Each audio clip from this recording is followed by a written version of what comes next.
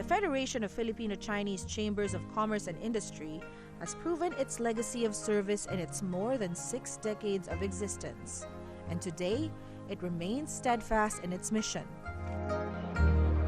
While the landscape may change, the values and the vision remain the same: to contribute to nation building, assist the welfare of the Chinese community, and help build up the Philippines into one of Asia's progressive countries with sustainable and inclusive economic growth that will uplift every person in the society. The Federation has stood the test of time, passed on from generation to generation, evolving, enduring, and contributing to improving the Philippines' future in the last 65 years and in the next 65.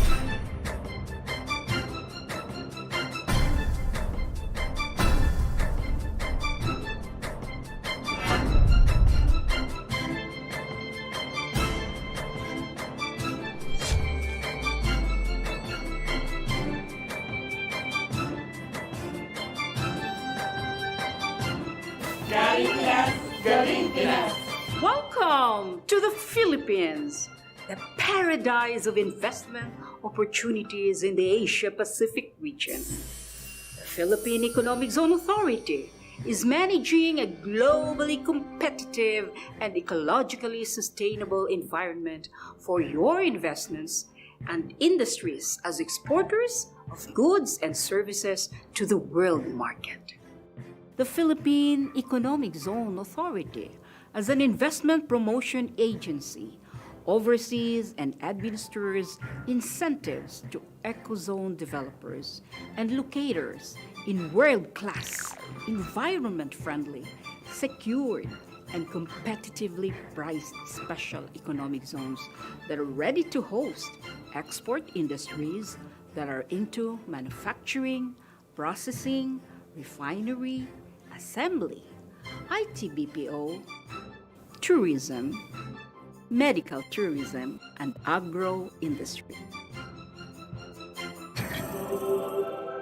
So why the Philippines? Dole chose the Philippines and Mindanao specifically here in South Cotabato because the agronomic conditions are perfect for growing pineapples. So we are very close to the equator.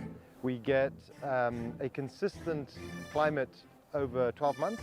Which means we can plant the whole year round. Philippine location is strategically situated in Southeast Asia. Logistic operation is another advantage, especially on import and export movement that is relevant to Samsung supply chain.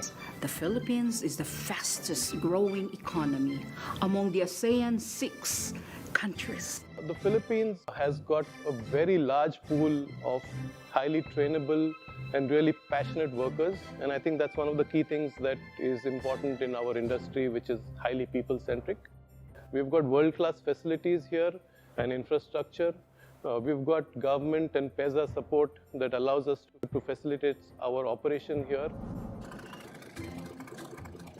Generally, education standard is quite high. There are many graduates from university and college. That's why we thought hiring would be easier for us.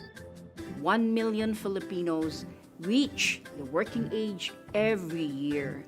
We are also the only ASEAN country granted the GSP status by both the United States and the European Union, meaning Philippine exports can enter the US and the European region tariff-free. Over the years, we have developed the PEZA brand of service for ease of doing business. First, we are a one-stop shop. Second, we are a non-stop shop. There is no red tape, only red carpet treatment. And lastly, in PEZA, there is no graft, no corruption. PEZA is renowned and highly respected for its one-stop shop policy. And as a matter of fact, it is highly regarded globally because of its no corruption tolerance and also its campaign against red tape. The office in Manila, for example, there are other government agencies that reside within the office, such as the Bureau of Immigration and Bureau of Customs, which makes it a lot easier for us to secure the necessary permits to deliver our business in country. We are also recognized in 2019 as the PEZA Employer of the Year in terms of large enterprise. PEZA is giving us a 5% GIT, inclusive of all taxes in the Philippines. We even get income tax holiday for new projects that we're bringing into this country. As a matter of fact, most countries has patterned their export industry using PEZA as their model. First, timely and consistent processing through PEZA's one-stop shop concept. Second, assistance by the very accommodating and capable PEZA personnel. Third, partnership. We are in good company with PEZA. PEZA was also the only economic zone agency cited by the IFC World Bank for best practice among economic zones worldwide. We've been able to expand our portfolio in terms of technologies and also markets. We are now supplying to North America, to Europe, Asia. Effectively, we're very much a worldwide company now as a result of the ease of doing business. Here in the Philippines, you are very culturally affiliated to North America, and that's something that our North American customers love a lot, which is why they choose to come here by the droves. Philippines has grown and is one of the largest, in fact the largest center for voice outsourcing across the globe. The 40 years of operation of Texas Instruments in the Philippines is already more than enough manifestation of how we greatly appreciate and value the services of the Philippine Economic Zone Authority. So if I have my way, I would say that we have to expand PEZA and even convert the whole country into a PEZA zone to improve the competitiveness of this country, provide more jobs for our people. Experience the best of the Philippines, the best place to invest in. Galing Pinas, Galing Pinas.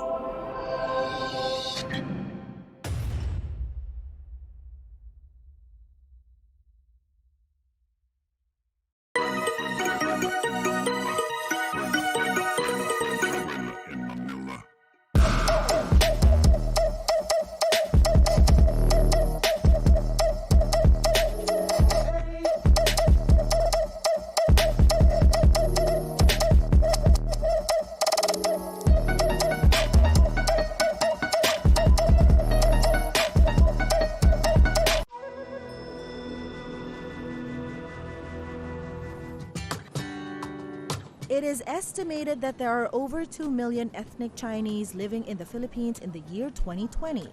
That's 2 million out of the nation's 105 million population. And many of them share similar experiences despite diverse backgrounds and stories. These shared experiences and the challenges they encountered is what gave birth to the Federation of Filipino Chinese Chambers of Commerce and Industry Incorporated, or FFCCCII. Today, FFCCCII is a progressive, dynamic, and service-oriented organization of Filipino Chinese entrepreneurs, bringing together over 170 business and trade associations from all over the Philippines. Its umbrella comprises of chapters nationwide, from Apari to Tawi-Tawi, with representation for every chapter. Every member must be a person of vision, dedication, and integrity, all coming forward to create change in their community, but donate their time, resources, and efforts to push forward their shared vision. To this day, The Federation also serves as a bridge of understanding and commerce between ancient trading partners China, where its entrepreneurs trace their ancestral roots, and the Philippines, their home. The Federation represents a broad range of entrepreneurs in the Filipino-Chinese community, majority of them already Filipino citizens. But there are also enterprising new immigrants over the last 10 years who joined the Federation.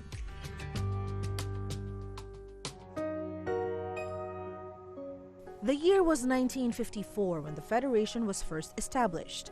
It was organized by a group of ethnic Chinese business leaders who banded together so they can present a collective voice and unite efforts to support economic and social progress. It was also the golden era of Philippine economic reconstruction after World War II. The group has a long list of illustrious men at the helm, starting with its first president, the industrialist philanthropist Yu Ke-tai, to its current head, industrialist and hybrid rice pioneer Dr. Henry Limbon Leong, who was elected in March 2019 and later inducted by President Rodrigo Duterte. All these notable leaders have created the Federation that we know today, one that's seen the boom and bust of the local economy, the rise and fall of personalities and power turned over through 10 governments and counting. Leading the Federation is like guiding a country, with all the layers of memberships, protocols, and most importantly, a shared vision for progress and philanthropy.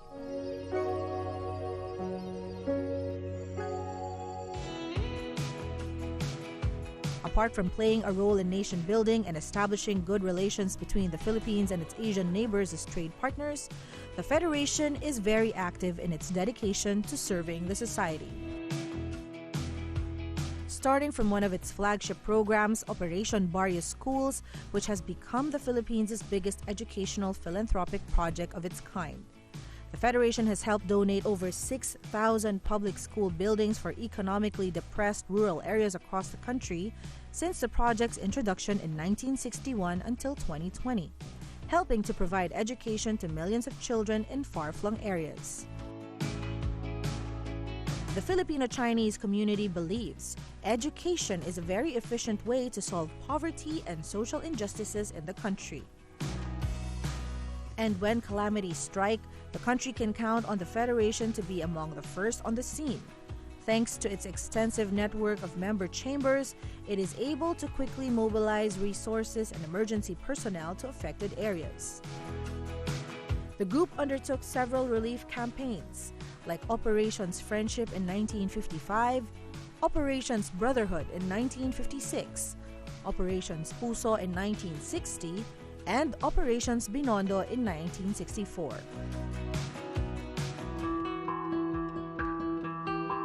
When it comes to unexpected fires, the group has established a fire brigade network with thousands of Filipino-Chinese volunteers ready to help and risk their lives to assist affected families, regardless of race or socio-economic background. It has even rallied its members to offer aid for widows and orphans of soldiers during the 2017 Marawi siege. And in early 2019, when 22 Filipino fishermen were caught in the middle of a possible geopolitical and diplomatic bind, when a Chinese fishing vessel accidentally collided with FB Gemver 1 in the disputed Recto Bank, FFCCCCII also offered a helping hand. This proactive effort, along with aiding in the rehabilitation of the Filipino fishing vessel and donating rice to the community of the fishermen, helped ease the tension.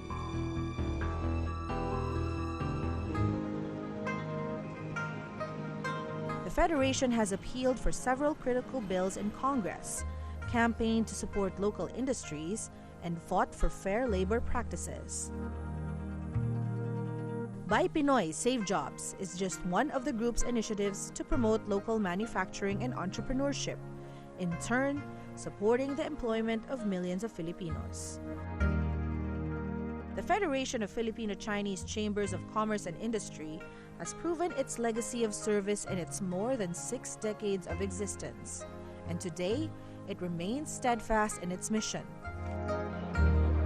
While the landscape may change, the values and the vision remain the same: to contribute to nation building, assist the welfare of the Chinese community, and help build up the Philippines into one of Asia's progressive countries with sustainable and inclusive economic growth that will uplift every person in the society. The Federation has stood the test of time, passed on from generation to generation, evolving, enduring, and contributing to improving the Philippines' future in the last 65 years and in the next 65.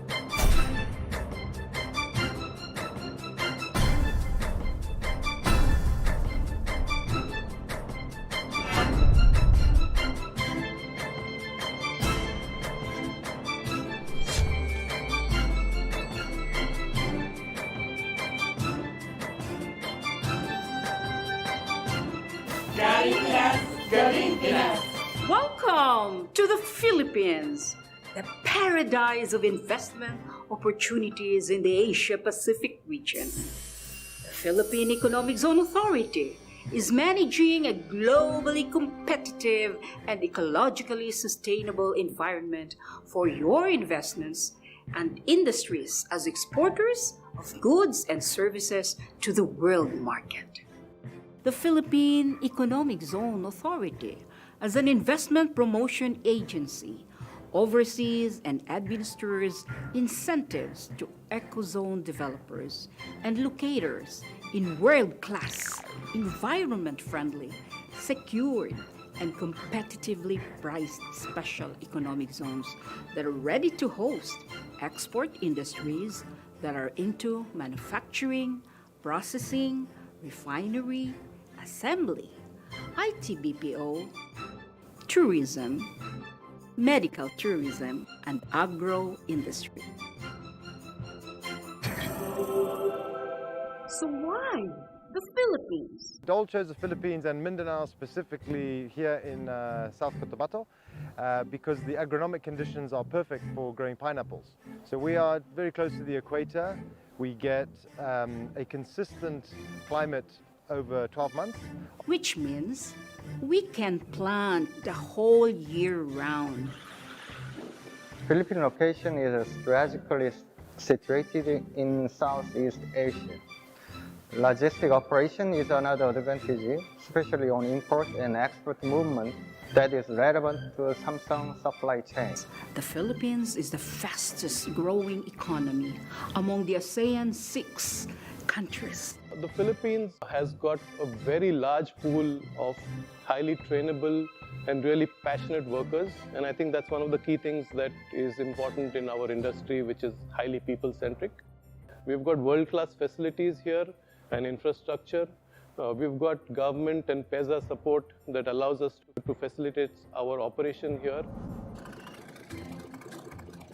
Generally, education standard is quite high. There are many graduates from university and college. That's why we thought hiring would be easier for us. 1 million Filipinos reach the working age every year. We are also the only ASEAN country granted the GSP status by both the United States and the European Union, meaning Philippine exports can enter the US and the European region tariff-free. Over the years, we have developed the PEZA brand of service for ease of doing business. First, we are a one-stop shop. Second, we are a non-stop shop. There is no red tape, only red carpet treatment. And lastly, in PEZA, there is no graft, no corruption. PEZA is renowned and highly respected for its one-stop shop policy. And as a matter of fact, it is highly regarded globally because of its no corruption tolerance and also its campaign against red tape. The office in Manila, for example, there are other government agencies that reside within the office, such as the Bureau of Immigration and Bureau of Customs, which makes it a lot easier for us to secure the necessary permits to deliver our business and country. We are also recognized in 2019 as the PEZA Employer of the Year in terms of large enterprise. PEZA is giving us a 5% GIT, inclusive of all taxes in the Philippines. We even get income tax holiday for new projects that we're bringing into this country. As a matter of fact, most countries has patterned their export industry using PEZA as their model. First, timely and consistent processing through PEZA's one-stop shop concept. Second, assistance by the very accommodating and capable PEZA personnel. Third, partnership. We are in good company with PEZA. PEZA was also the only economic zone agency cited by the IFC World Bank for best practice among economic zones worldwide. We've been able to expand our portfolio in terms of technologies and also markets. We are now supplying to North America, to Europe, Asia. Effectively, we're very much a worldwide company now as a result of the ease of doing business. Here in the Philippines, you are very culturally affiliated to North America, and that's something that our North American customers love a lot, which is why they choose to come here by the droves. Philippines has grown and is one of the largest, in fact the largest center for voice outsourcing across the globe. The 40 years of operation of Texas Instruments in the Philippines is already more than enough manifestation of how we greatly appreciate and value the services of the Philippine Economic Zone Authority. So if I have my way, I would say that we have to expand PEZA and even convert the whole country into a PEZA zone to improve the competitiveness of this country, provide more jobs for our people. Experience the best of the Philippines, the best place to invest in. Galing Pinas, Galing Pinas.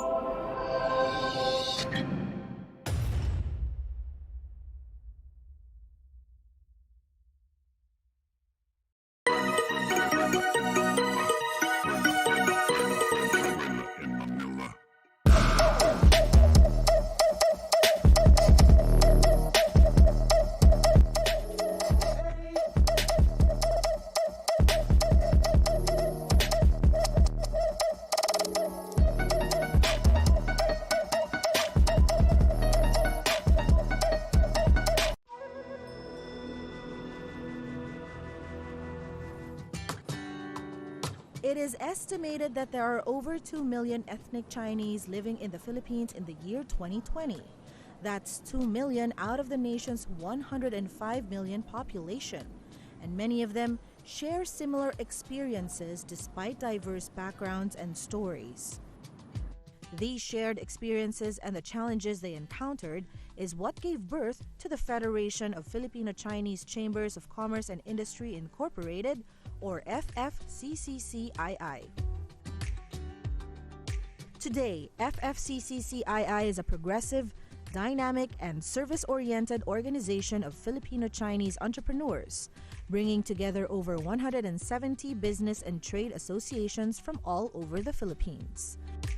Its umbrella comprises of chapters nationwide, from Apari to Tawi-Tawi, with representation for every chapter. Every member must be a person of vision, dedication, and integrity, all coming forward to create change in their community, but donate their time, resources, and efforts to push forward their shared vision. To this day, the Federation also serves as a bridge of understanding and commerce between ancient trading partners China, where its entrepreneurs trace their ancestral roots, and the Philippines, their home. The Federation represents a broad range of entrepreneurs in the Filipino Chinese community, majority of them already Filipino citizens. But there are also enterprising new immigrants over the last 10 years who joined the Federation.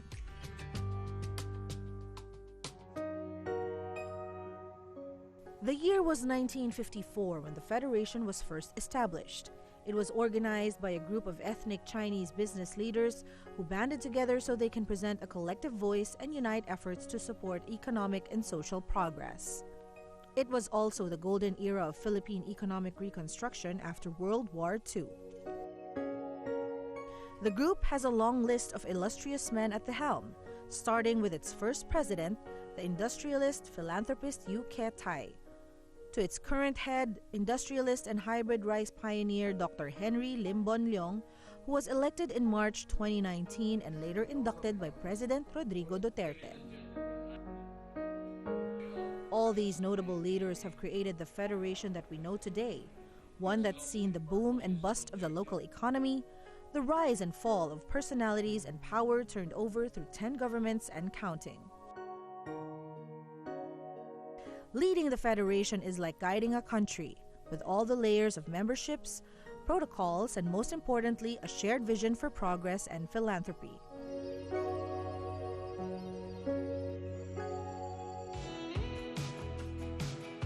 Apart from playing a role in nation building and establishing good relations between the Philippines and its Asian neighbors as trade partners, the Federation is very active in its dedication to serving the society.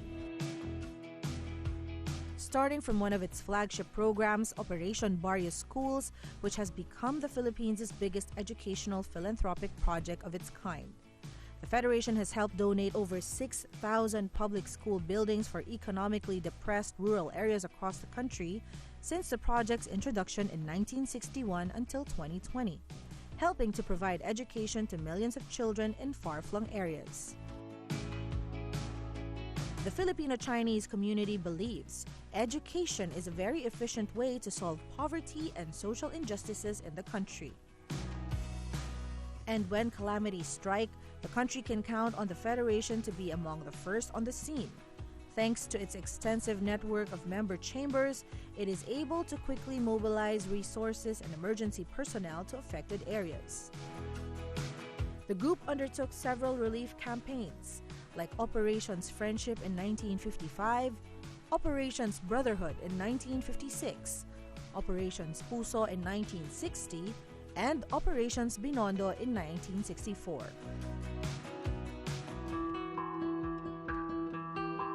When it comes to unexpected fires, the group has established a fire brigade network with thousands of Filipino-Chinese volunteers ready to help and risk their lives to assist affected families, regardless of race or socio-economic background.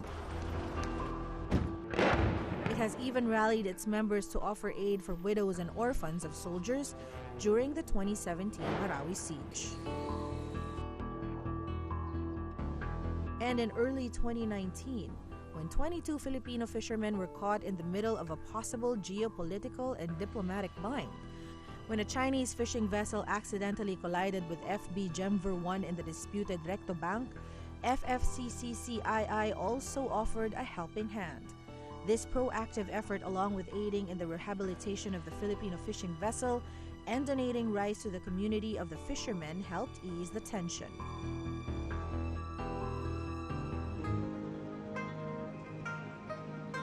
The Federation has appealed for several critical bills in Congress, campaigned to support local industries, and fought for fair labor practices. Buy Pinoy, Save Jobs is just one of the group's initiatives to promote local manufacturing and entrepreneurship, in turn supporting the employment of millions of Filipinos. The Federation of Filipino-Chinese Chambers of Commerce and Industry has proven its legacy of service in its more than 6 decades of existence, and today it remains steadfast in its mission. While the landscape may change, the values and the vision remain the same: to contribute to nation building, assist the welfare of the Chinese community, and help build up the Philippines into one of Asia's progressive countries with sustainable and inclusive economic growth that will uplift every person in the society. The Federation has stood the test of time, passed on from generation to generation. evolving, enduring, and contributing to improving the Philippines' future in the last 65 years and in the next 65.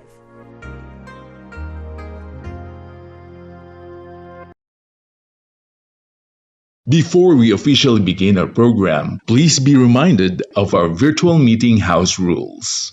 First, please put your audio microphone on mute when you are not talking to avoid distraction and interruptions.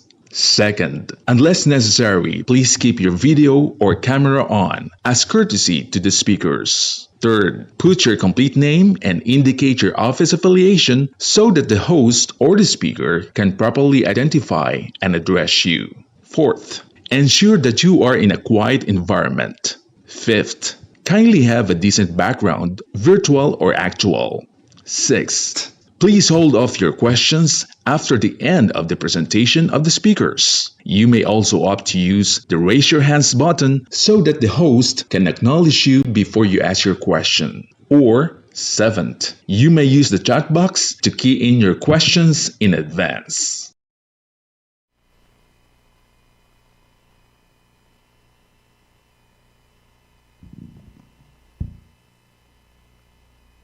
Ladies and gentlemen, good afternoon and welcome to Global Biz with PEZA with the Federation of Filipino-Chinese Chambers of Commerce and Industry Incorporated. To formally start our program, may I invite everyone for a moment of silence for our invocation to be followed by singing of national anthem.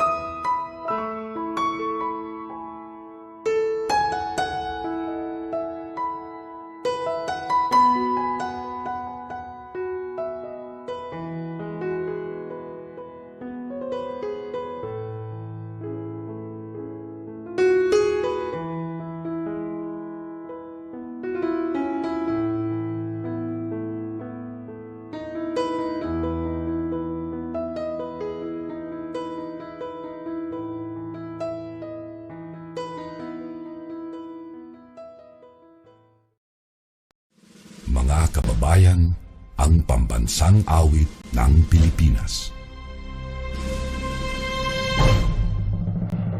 Kayang mag-ibig, telos ang sinakalan, alam ng puso, sa titik mo'y buhay. Lupang hinirang, tuyag ka ng mag-ibig, sa manlulupin, di ka pasisingil, sa nagagang tutok sa simoy at sa langit ng bagaw, ay ginatang tulad, awit sa pagkayang minamahal. Ang isang ng matawad mo'y tagumpay na nag-iindig, ang bituin at araw niya kailan pamay di magdidinig. Luman ang araw ng walhagit pagsingka, mo'y langit sa piling mo.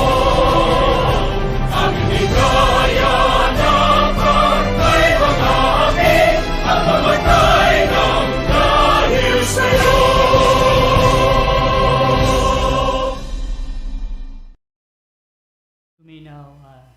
your seats. Ni hao. Good afternoon once again to everyone joining us today, both virtually and physically, following, of course, the EITF guidelines. Today's Global Biz focuses on exploring investment opportunities in the Philippines with the Federation of Filipino Chinese Chambers of Commerce and Industry Incorporated. Now, to acknowledge our esteemed guests and participants from PEZA, let me call on our ever supportive and awesome group manager, Mr. Alim Giapal, the group manager of PEZA's Promotions Group and Public Relations. Sir?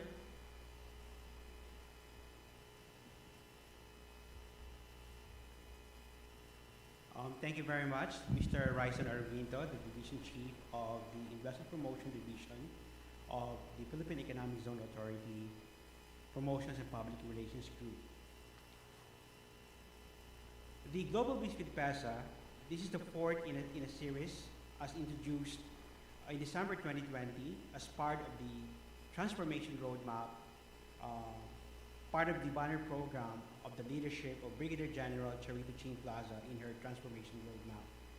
It is a monthly per-country investors forum promoting different types of economic zones as ideal locations for different types of export industries and domestic market companies, provided with incentive subsidies for strategic and big-ticket industries and ease of doing business in the Philippines. This is cordially done in partnership with the Department of Foreign Affairs, for the Philippine embassies abroad and the foreign embassies in the Philippines, together with our investment promotion partners and Foreign Chamber of Commerce, as mentioned earlier by BZ Raison. Allow us to acknowledge first our distinguished speakers joining us today, led by our Director General, the Director General of the Philippine Economic Zone Authority, Brigadier General Charito Chin Plaza. Our salutation to His Excellency Joseph Santiago Santa Romana, Philippine Ambassador to China. Thank you very much, Excellency, for joining us. Joining us also is the Deputy Director General for Policy and Planning, Deputy Director General, Mr. Tereso Panga.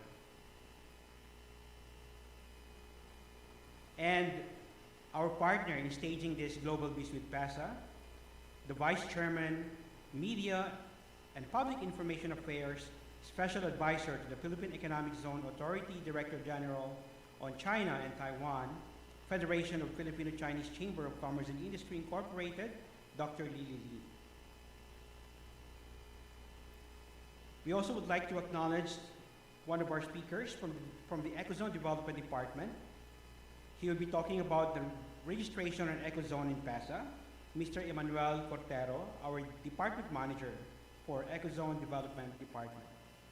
We also have the Commercial Counselor, Philippine Trade and Investment Center, Beijing, Trade and Investment Relation of the Philippines to China, Mr. Glenn Peñaranda. I will mention later some of our attendees from the Federation of the Chinese Chamber of Commerce. She will be acknowledged in due courtesy to Dr. Lily Lim. Joining us also from the Philippine Economic Zone Authority are the following officials and members of the Management Committee: Deputy Director General for Finance and Administration, Mr. Justo Porfirio Yusinco, the Deputy Director General for Operations and Zone Administrator for Cavite Economic Zone Authority, Attorney Norma Tanya, the Baguio Economic Zone Administrator and Group Manager of the Enterprise and Regulations and Support Services, Attorney Ross Vincent C., the Mactan Economic Zone Authority Zone Administrator, Attorney Abdullah Adelkan Alu, Pampanga Economic Zone Deputy Zone Administrator, Engineer April Joy Medico, the Chief of Staff, the Office of the Director General, Attorney Farah Pagaran, Group Manager for the Human Resource, Maria Georgina Afable, Group Manager Renato Remundo for Finance, Group Manager for Operations Vivian Santos, Group Manager for Management and Information System, Anidel Joy Albuso, Group Manager for Legal Affairs Group, Attorney Jenny June Romero, and Group Manager Ronilo Nepomuceno. Again, ladies and gentlemen, Excellencies, on behalf of our Director General, magandang hapon po at pinapasalamatan po namin kayo sa inyong pagdalo. Good afternoon. Thank you very much, GM Ali. Now, to introduce our guests and participants from the Federation of Filipino-Chinese Chambers of Commerce and Industry Incorporated, let us give the floor to our dear colleague, the Vice Chairperson for Media and Public Information Affairs of FFCCCII and the Special Advisor to PEZA Director General on China and Taiwan, Dr. Lily Lee.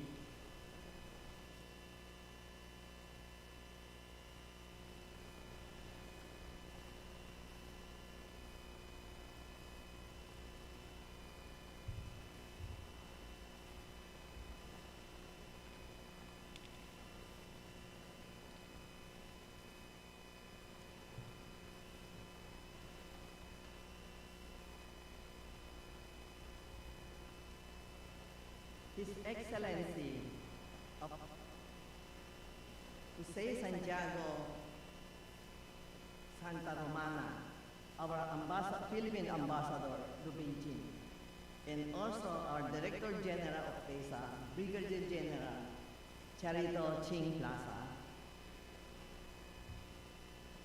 and other distinguished guests coming from our Federation of Filipino-Chinese Chambers of Commerce and Industry Incorporated, led by our President, Dr. Henry Lim Bunleong, together with our Vice Presidents, Mr. William Castro, Mr. David Chua, Mr. William Gosiaco, Mr. Victor Lim, Mr. Delphine Letran, and especially our advisor for our media and public information affairs, Mr. Jeffrey Nang, and also Mr. Tylian and Mr. Joey Go. And other distinguished guests, especially our Honorable President, Ambassador Francis Chua, who is also with us, and Mr. Jimmy Tang, and other distinguished guests.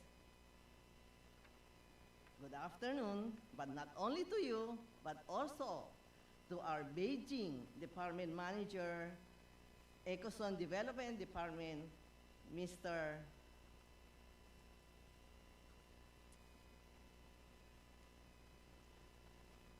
Glenn Penirenda, and also our Deputy Director General of PEZA, Mr. Deo Pangan, and Mr. Manuel Cordero, Department Manager also for PEZA. Good afternoon to everybody. This is a Global Biz Summit with PEZA, together with the Federation of Filipino-Chinese Chambers of Commerce and Industry Incorporated. We have been preparing this activity for quite some time, and it has been postponed due to the pandemic lockdown situation. But at least today we are here together to explore investment opportunities with our partners. Let me give a brief introduction of the Filipino-Chinese Chambers of Commerce and Industry Incorporated. It is the leader of the Filipino-Chinese business sectors across the countries. We each member chambers and trade associations supported the economic and social development of our nation for more than almost 68 years already, because this year is our 67 years going for 68 years. And in order to foster a business-friendly climate and healthy climate, so we have so many programs to develop either strategic or developments for other sectors likewise, not only in the business, but also for socio-economic, trade and culture, especially on the education programs.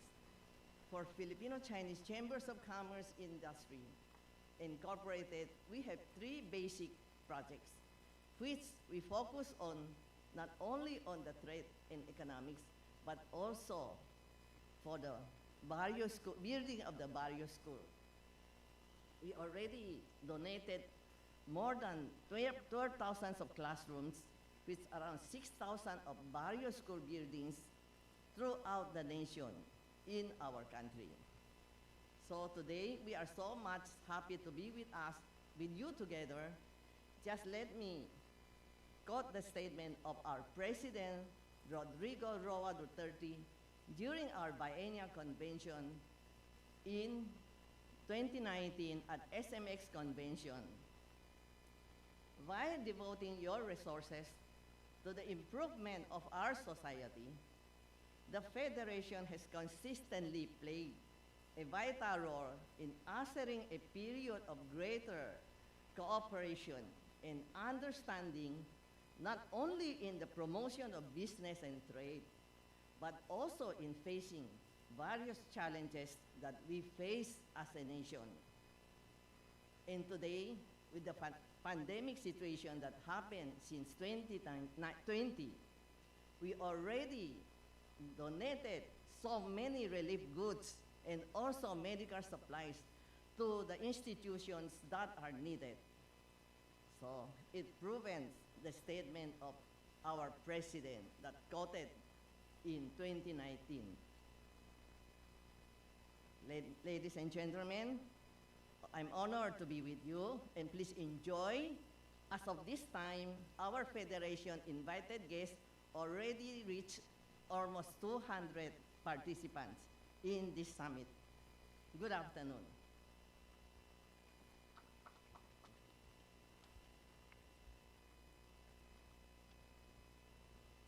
Thank you very much, Dr. Lily Lim. It is our pleasure Recording and in honor progress. as well to be with you this afternoon. Now may we call back on stage GM Alim to introduce our very own Director General for her remarks. Sir.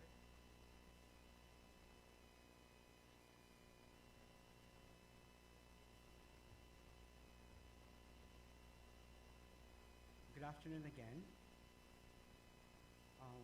Our Director General need no further introduction, but for the benefit of those attending online across the different parts of the globe, allow us to read her brief bio. The Director General of the Philippine Economic Zone Authority is the embodiment of beauty and brains. She has degrees to her name from renowned universities local and abroad, and to mention them may take the whole afternoon. She is the First Lady General of the Armed Forces of the Philippine Reserve Command. She was elected as Congresswoman of the 1st District of Agusan del Norte in 1987, making her the youngest Congress representative in the Philippine history. During her term, she has made major amendments to the Balikbayan program and the Tourism Infrastructure Bill. She also co-authored the bill creating the Caraga region as the 13th administrative region in the Philippines. With that, she earned the name the Mother of Caraga region. Most notably, she co-authored Republic Act 7916, or the Special Economic Zone Act of 1995, creating the Philippine Economic Zone Authority, which she currently serves.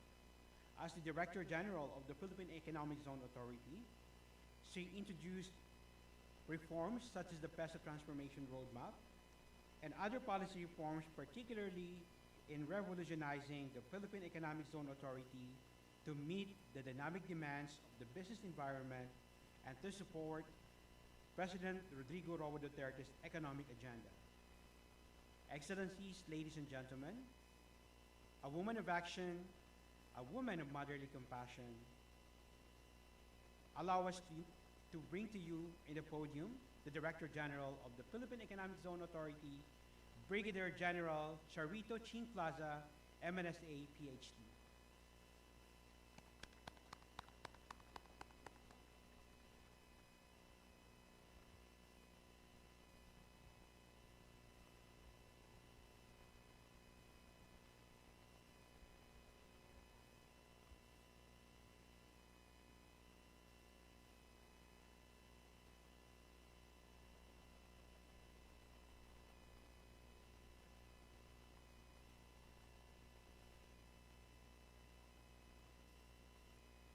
Thank you. Thank you very much, GM Alem Yapal, for the introduction. I'm not supposed to be introduced anymore because we're the host of this event. Anyway, may I greet His Excellency Jose Santiago L. Santa Romana, our Philippine Ambassador to China. We have also Mr. Glenn Piñaranda, the Commercial Counselor of the Philippine Trade and Investment Center in Beijing. From the Federation of Filipino-Chinese Chamber of Commerce and Industry Incorporated, led by Dr. Henry Lim Bon Leong, my very good friend. Mr. Jeffrey Nang, the Vice President and Advisor, Media and Public Information Affairs. We also have Dr. Fernando Gan, the Secretary General and Corporate Secretary. I heard the name of Ambassador Chowa is here with us.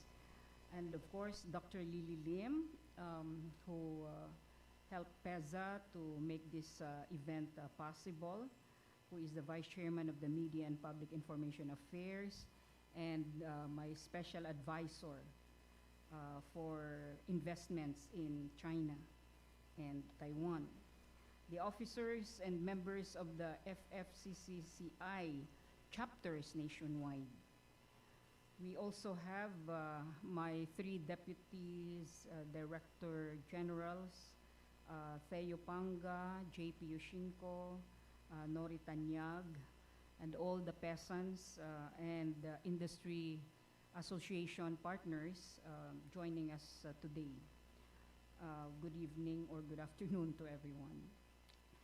We are all very excited to welcome you all to another round of Global Bees with PEZA. This is a promotion and marketing tool that we created in this new normal, wherein we feature different countries monthly and promote the different types of economic zones in the Philippines as ideal locations for different types of export industries. And now, under the CREATE law, we can now include the domestic enterprises in our zones, provided with incentives and even subsidies for strategic and big-ticket industries, and assure our investors the ease of doing business in the Philippines. Today, we are featuring the Chinese investors, specifically our own brothers in the Federation of Filipino-Chinese Chambers of Commerce and Industry, Inc., or the FFCCCI, with our theme for this month's Global Bees focusing on exploring investment opportunities with the Federation of Filipino-Chinese Chambers of Commerce and Industry, Inc.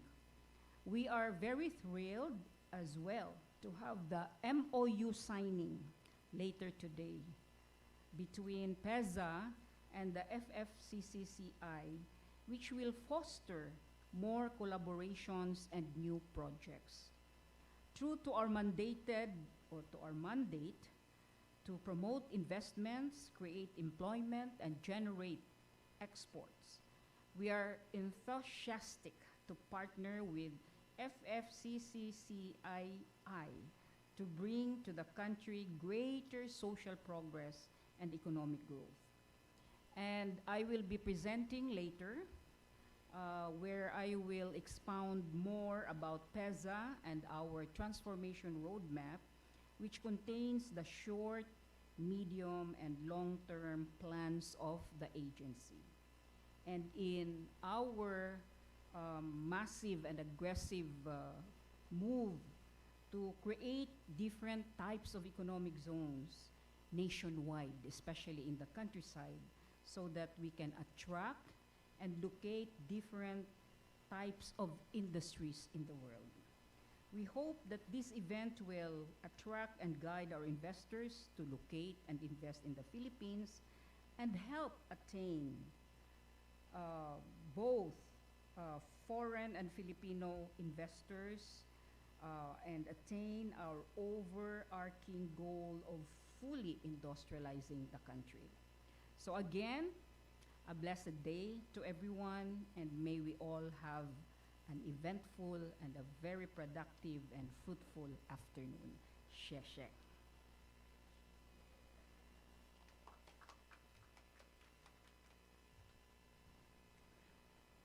Thank you very much, Madam DG Plaza. Indeed, a woman of action. Now, let me.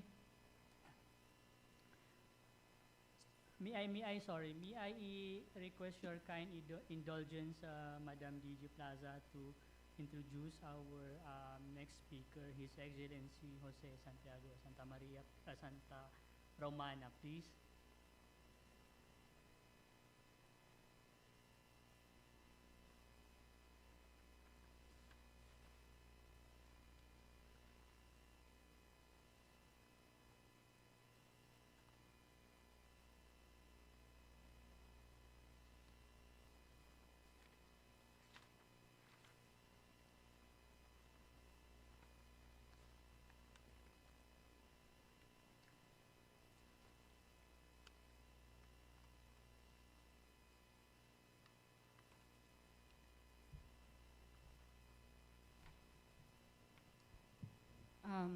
Good afternoon again, everyone. May I have this honor of introducing our distinguished guest for this afternoon's activity, His Excellency Jose Santiago Santa Romana, the Philippine Ambassador to China. His Excellency Jose Santiago Santa Romana assumed his post as the Philippine Ambassador to China in March 2017, and he is also the non-resident Philippine Ambassador to Mongolia and the Democratic People's Republic of Korea. Before his appointment as ambassador to China by Philippine President Rodrigo Duterte, he worked as a broadcast journalist in China for the news division of the American Broadcasting Company, or the ABC News. And he has lived and worked in China for almost 4 decades. He was the former president of the Philippine Association for Chinese Studies and a professorial lecturer on Chinese politics and foreign policy at the ASEAN Center, University of the Philippines. He was also active in track to diplomacy and participated in several international conferences on the South China Sea issue in Vietnam, Singapore, Indonesia, Malaysia, China, Belgium, and Italy. He served as a special consultant to former President Fidel Ramos in August 2016, when Ramos held talks in Hong Kong with senior Chinese officials as President Duterte's special envoy. The historic icebreaker meeting paved the way for the successful state visit of President Duterte to China in October 2016, which brought about a dramatic improvement in Philippine-China relations. As ambassador, he has accompanied President Duterte during his talks with President Xi Jinping, and he was also a member of the Philippine delegation to the bilateral consultation mechanism on the South China Sea. He graduated from De La Salle University, studied Mandarin in Beijing, and obtained a master's degree in international relations of the Fletcher School of Law and Diplomacy in Massachusetts.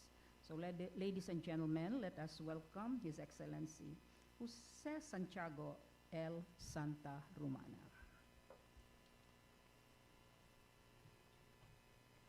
Thank you very much for your kind introduction, PEZA Director General Charito Plaza, President Henry Lim Von Leong of the Federation of Filipino Chinese Chambers of Commerce and Industry, Incorporated, Federation officials Dr. Lily Lin and Jeffrey An, colleagues in government, guests, and other participants, ladies and gentlemen, good afternoon to you all. I wish to thank the Philippine Economic Zone Authority, or PEZA, for this opportunity to join everyone in this forum. This afternoon's gathering is a good occasion for the Philippine Embassy in China and the Philippine Trade and Investment Center, or PTIC Beijing, to share with everyone an important aspect of what we do. This is also a timely initiative by PEZA that is in keeping with the whole of nation effort to restore the vibrancy of the economy in the aftermath of the disruptions caused by the COVID-19 pandemic. We keenly look forward to engaging everyone in insightful and fruitful discussions regarding investment opportunities for the Philippines, particularly from China, as we proceed with this program. Promoting investments and trade is an essential function of the Philippine representations in China. Therefore, the Philippine Embassy and PTIC Beijing, as well as the representative offices of the Department of Agriculture and the Department of Tourism, seize every opportunity to promote the country as an ideal destination for investments and trade among prospective investors here in China. In fact, we continued to participate in a number of major events held last year as strict health measures began to ease up, particularly in the second half of 2020. Our efforts have been bolstered by the strong and dynamic bilateral relations the Philippines and China have fostered in recent years, even though the COVID-19 pandemic somehow dampened the pace of the close cooperation. For instance, the disruptions in air transportation and the public health measures put in place to control infections impaired vital economic prospects for both countries in sectors such as trade and commerce and tourism, among others. Thankfully, the pandemic was not entirely bleak or gloomy. A new dimension in the relation between the Philippines and China emerged out of the public health crisis. Cooperation between the two countries deepened in response to the pandemic. It may be recalled that both countries went to each other's aid in the early stages of the health crisis. The Philippines was among the first countries to send medical assistance to severely affected areas in China's central region, while China deployed a medical team to the Philippines for 2 weeks to provide technical advice. It also donated personal protective equipment, or PPEs, ventilators, testing kits, and other much-needed items. The availability of COVID-19 vaccines became another opportunity for stronger bilateral cooperation in the pandemic response. China became the first and remains a major source of critical COVID-19 vaccines for the country. The vaccines from Chinese company Sinovac make up around 70% of the COVID-19 vaccines currently available in the Philippines. The strength and dynamism of the bilateral relations between the Philippines and China manifests itself prominently in the area of economic cooperation. To illustrate this, China is currently the country's largest trading partner, its largest export market, and second largest source of investments. This is for a large part driven by the notable economic growth China has achieved in a short period of time. As China's economy continues to expand, it is also expected to grow its consumer market and industrial base. These developments raise the prospects for even more robust two-way trade and investments between both countries, especially for the Philippines. This could boost demand for its products and services.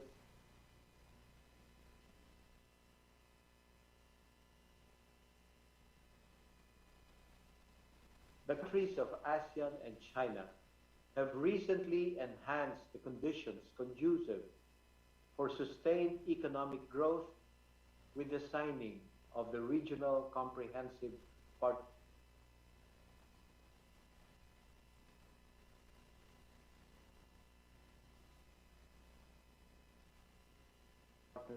Agreement, or RCEP. The parties are actively working to make sure RCEP spurs economic recovery from the COVID-19 pandemic and henceforth growth among its member economies.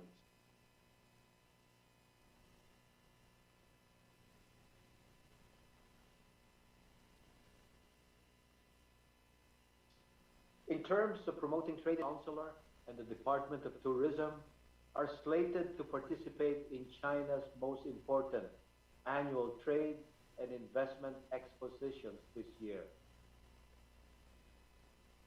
These events include the 2021 editions of the China International Fair for Trade in Services, or CIFTIS, the China International Fair for Investment and Trade, or CIFIT,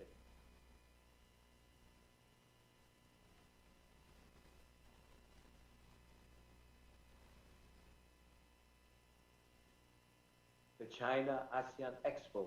At CIFIT, the Philippines is the guest country of honor this year, as well as last year. We are continuing the sizable participation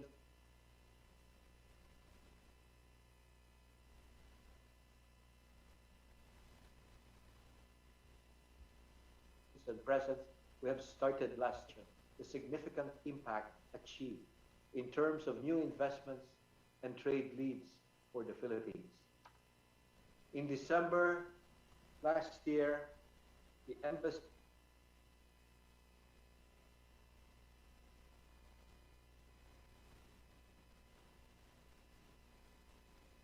the PTIC, the OAC, and the DOT participated in Xi'an in northwest China.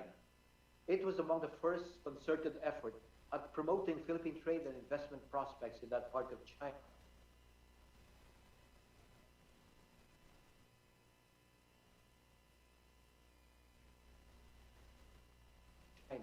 Individually or collectively, forums and related activities, which allowed us to undertake trade and investment promotions.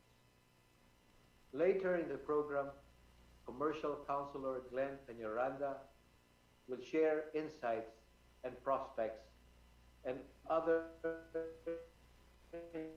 important information regarding the state of Philippine-China trade and investment relations. With this, we hope to provide a more detailed picture of the prevailing trade and investment landscape at the bilateral level that will help you identify prospects and opportunities.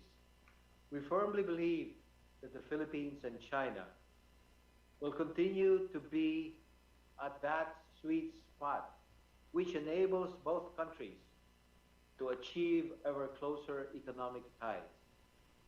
After all, the bond between them has withstood the test of time and weathered many a challenge. The Philippine representations in China will continue to be actively engaged in fostering closer economic ties between the Philippines and China, and be assured that we stand ready to assist and support your efforts in this regard. Thank you for your kind attention, and I wish you all a pleasant afternoon. Mabuhay kayong lahat.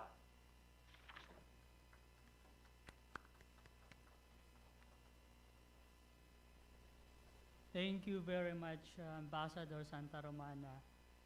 There were few glitches, internet glitches, but stay tuned, ladies and gentlemen, because our good ambassador will be joining with us later on at the open forum. At this time, allow me to introduce the next speaker. He is the man behind the multi-awarded Sterling Paper Company Group, which evolved from a small bookstore in Chinatown.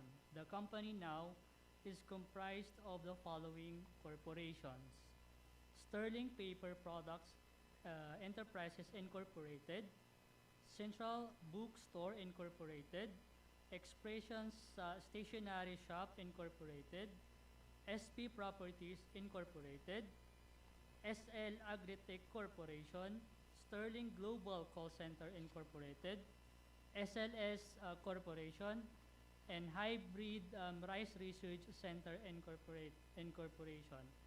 He is also a member of various business and civic organizations such as the FFCCCII, the Philippine Chamber of Commerce and Industry, PCCI, Philippine Exporters Confederation, the Federation of Philippine Industries Incorporated, among others. He is none other than Dr. Henry Lim Bon Leong. Sir, you have the floor. Thank you so much for that very kind introduction. To Honorable PEZA Director General, Brigadier General Charito Plaza, a very good friend. We miss your sumptuous dinner. This time, still remember that you had a very sumptuous dinner for us several years ago. And also to His Excellency Ambassador Jose Santiago Chito Santa Romana, who is another good friend who also helped facilitate the shipment of the 500,000 doses of Sinovac here to the Philippines under the Federation Operation Bakuna. Our commercial counselor, Glenn Peñaranda, distinguished officials of PEZA, esteemed guests and colleagues, the Federation, ladies and gentlemen, a pleasant good afternoon. I'd like to thank the Philippine Economic Zone Authority led by Director General Plaza for inviting us to this PEZA Global Biz event.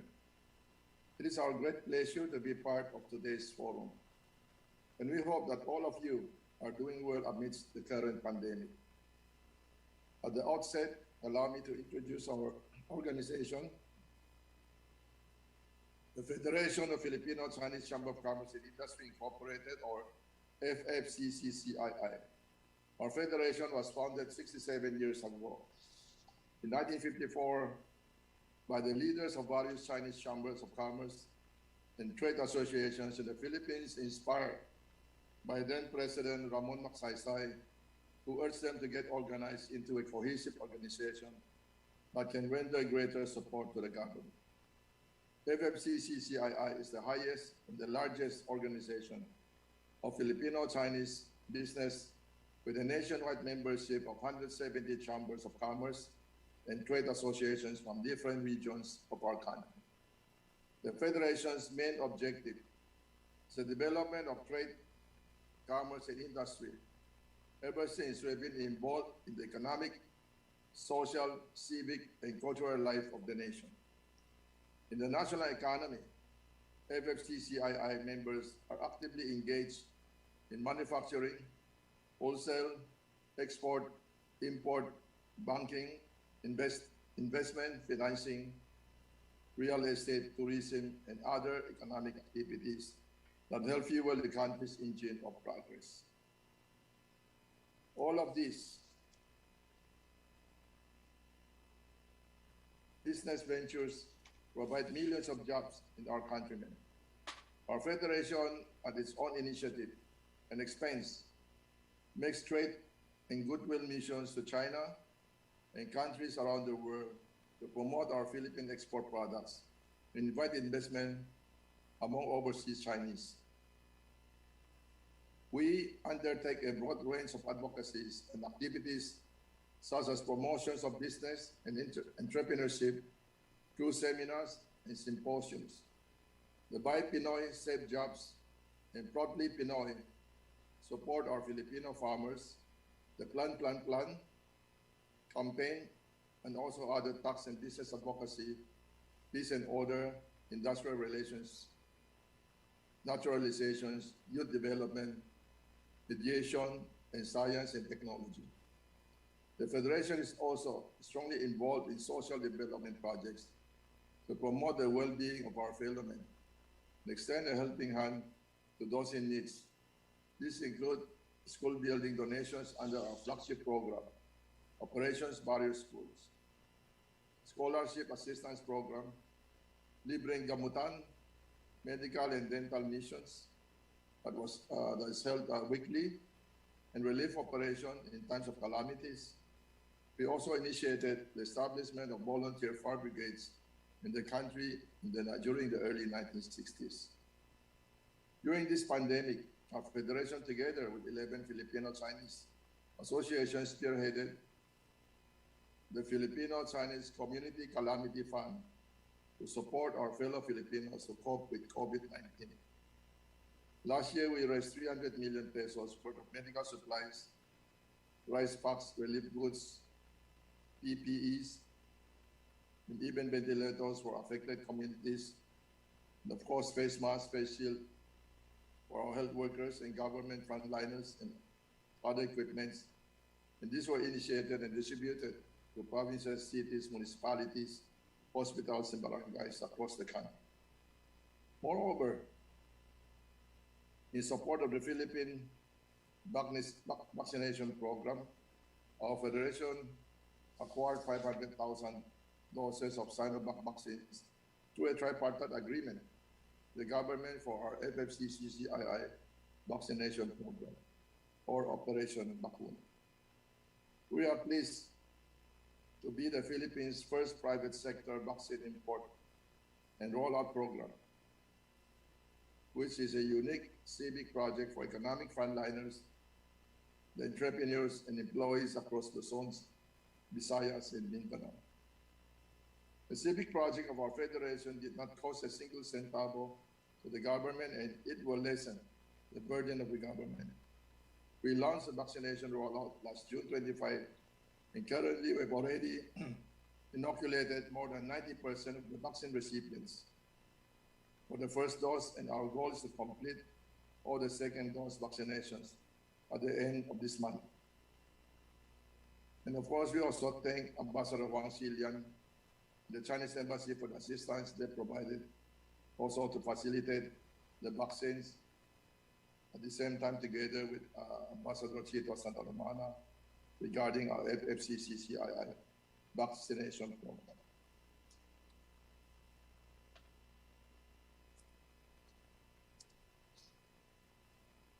We likewise acknowledge the support of the Chinese government, which has prioritized vaccine export to the Philippines and help bring down the number of severe COVID cases in our country. We also appreciate the Chinese government's donation of 1 million doses of Sinovac COVID-19 vaccines to protect our fellow Filipinos. And I understand that another 1 million will also be given. This time I was informed by Ambassador Wang Xilian. So it will be a total of at least 2 million vaccines donated by the Chinese government. And of course, we thank Ambassador Chito Santa Romana, the Philippine Embassy in China, for facilitating the shipment of the donated vaccines. These are manifestations of our joint partnership in our anti-pandemic efforts. And this has become possible because of President Duterte's independent foreign policy of befriending China and all the world's big powers. The high-level diplomacy is benefiting the Philippine economy with increased trade and investment, such as the increase in agriculture and fruit exports to China, more tourism from China before the pandemic, and numerous big infrastructure assistance, such as the ongoing constructions of the impressive Binondo and Intramuros Bridge in Manila, the recently inaugurated modern Australia Pantaleon Bridge connecting Makati and Mandaluyong.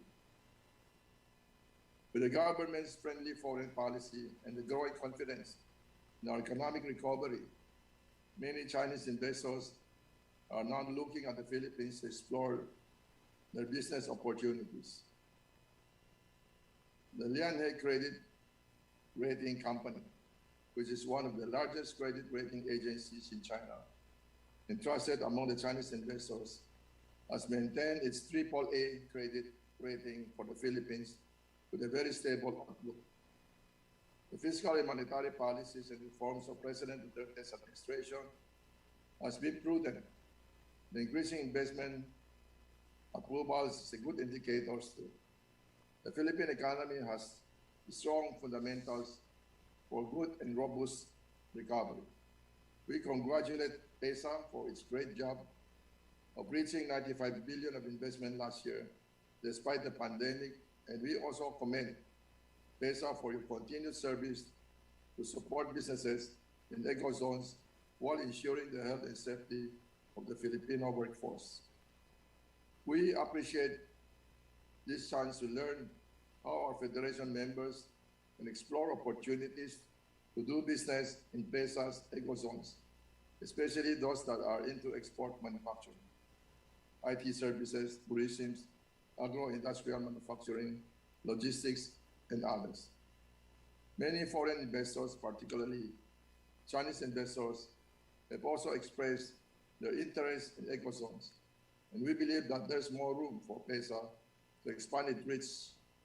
For example, PEZA could have a section in the PEZA website, Chinese translated for Chinese investors, as being done by other countries. Through this, they can easily refer to the PEZA website should they have queries about the eco zone.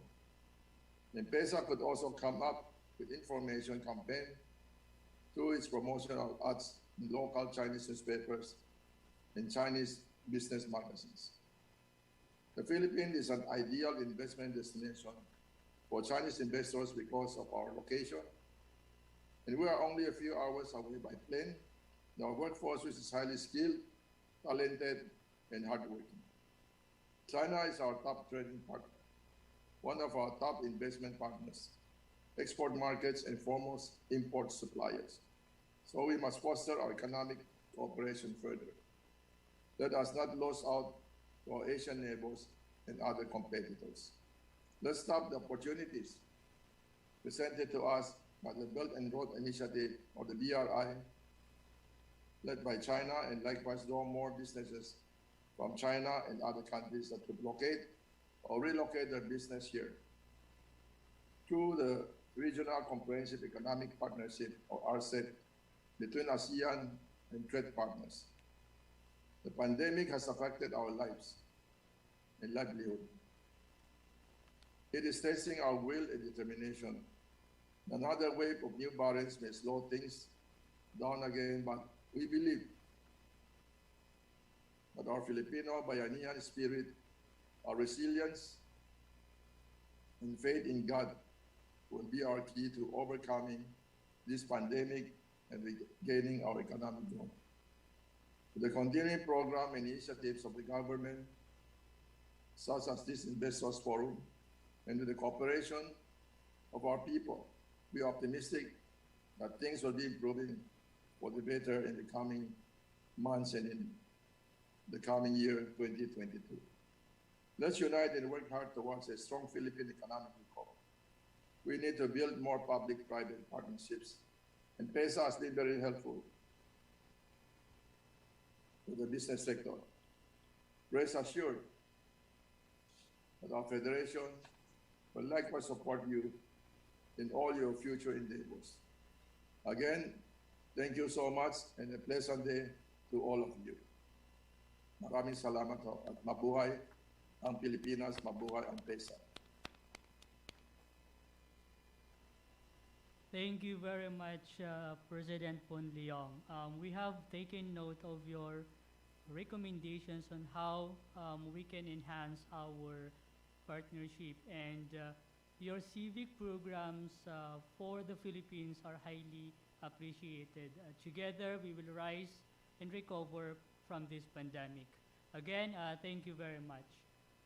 For the next of our program, our resource speakers will discuss the various investment opportunities for Chinese investors in the Philippines.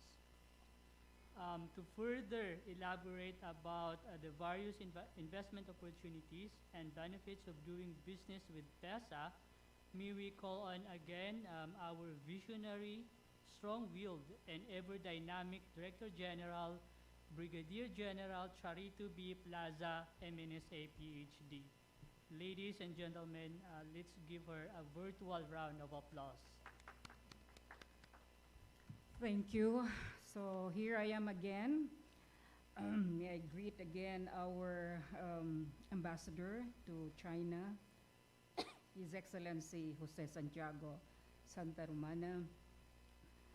Of course, Glenn Peñaranda, our ever-active partner, who is our commercial counselor of the Philippine Trade and Investment Center in Beijing. My very dynamic president, friend and president of the Federation of Filipino-Chinese Chambers of Commerce and Industry, Inc., Dr. Henry Lim, Bon Leong, all other distinguished officers and members of the FFCCCII,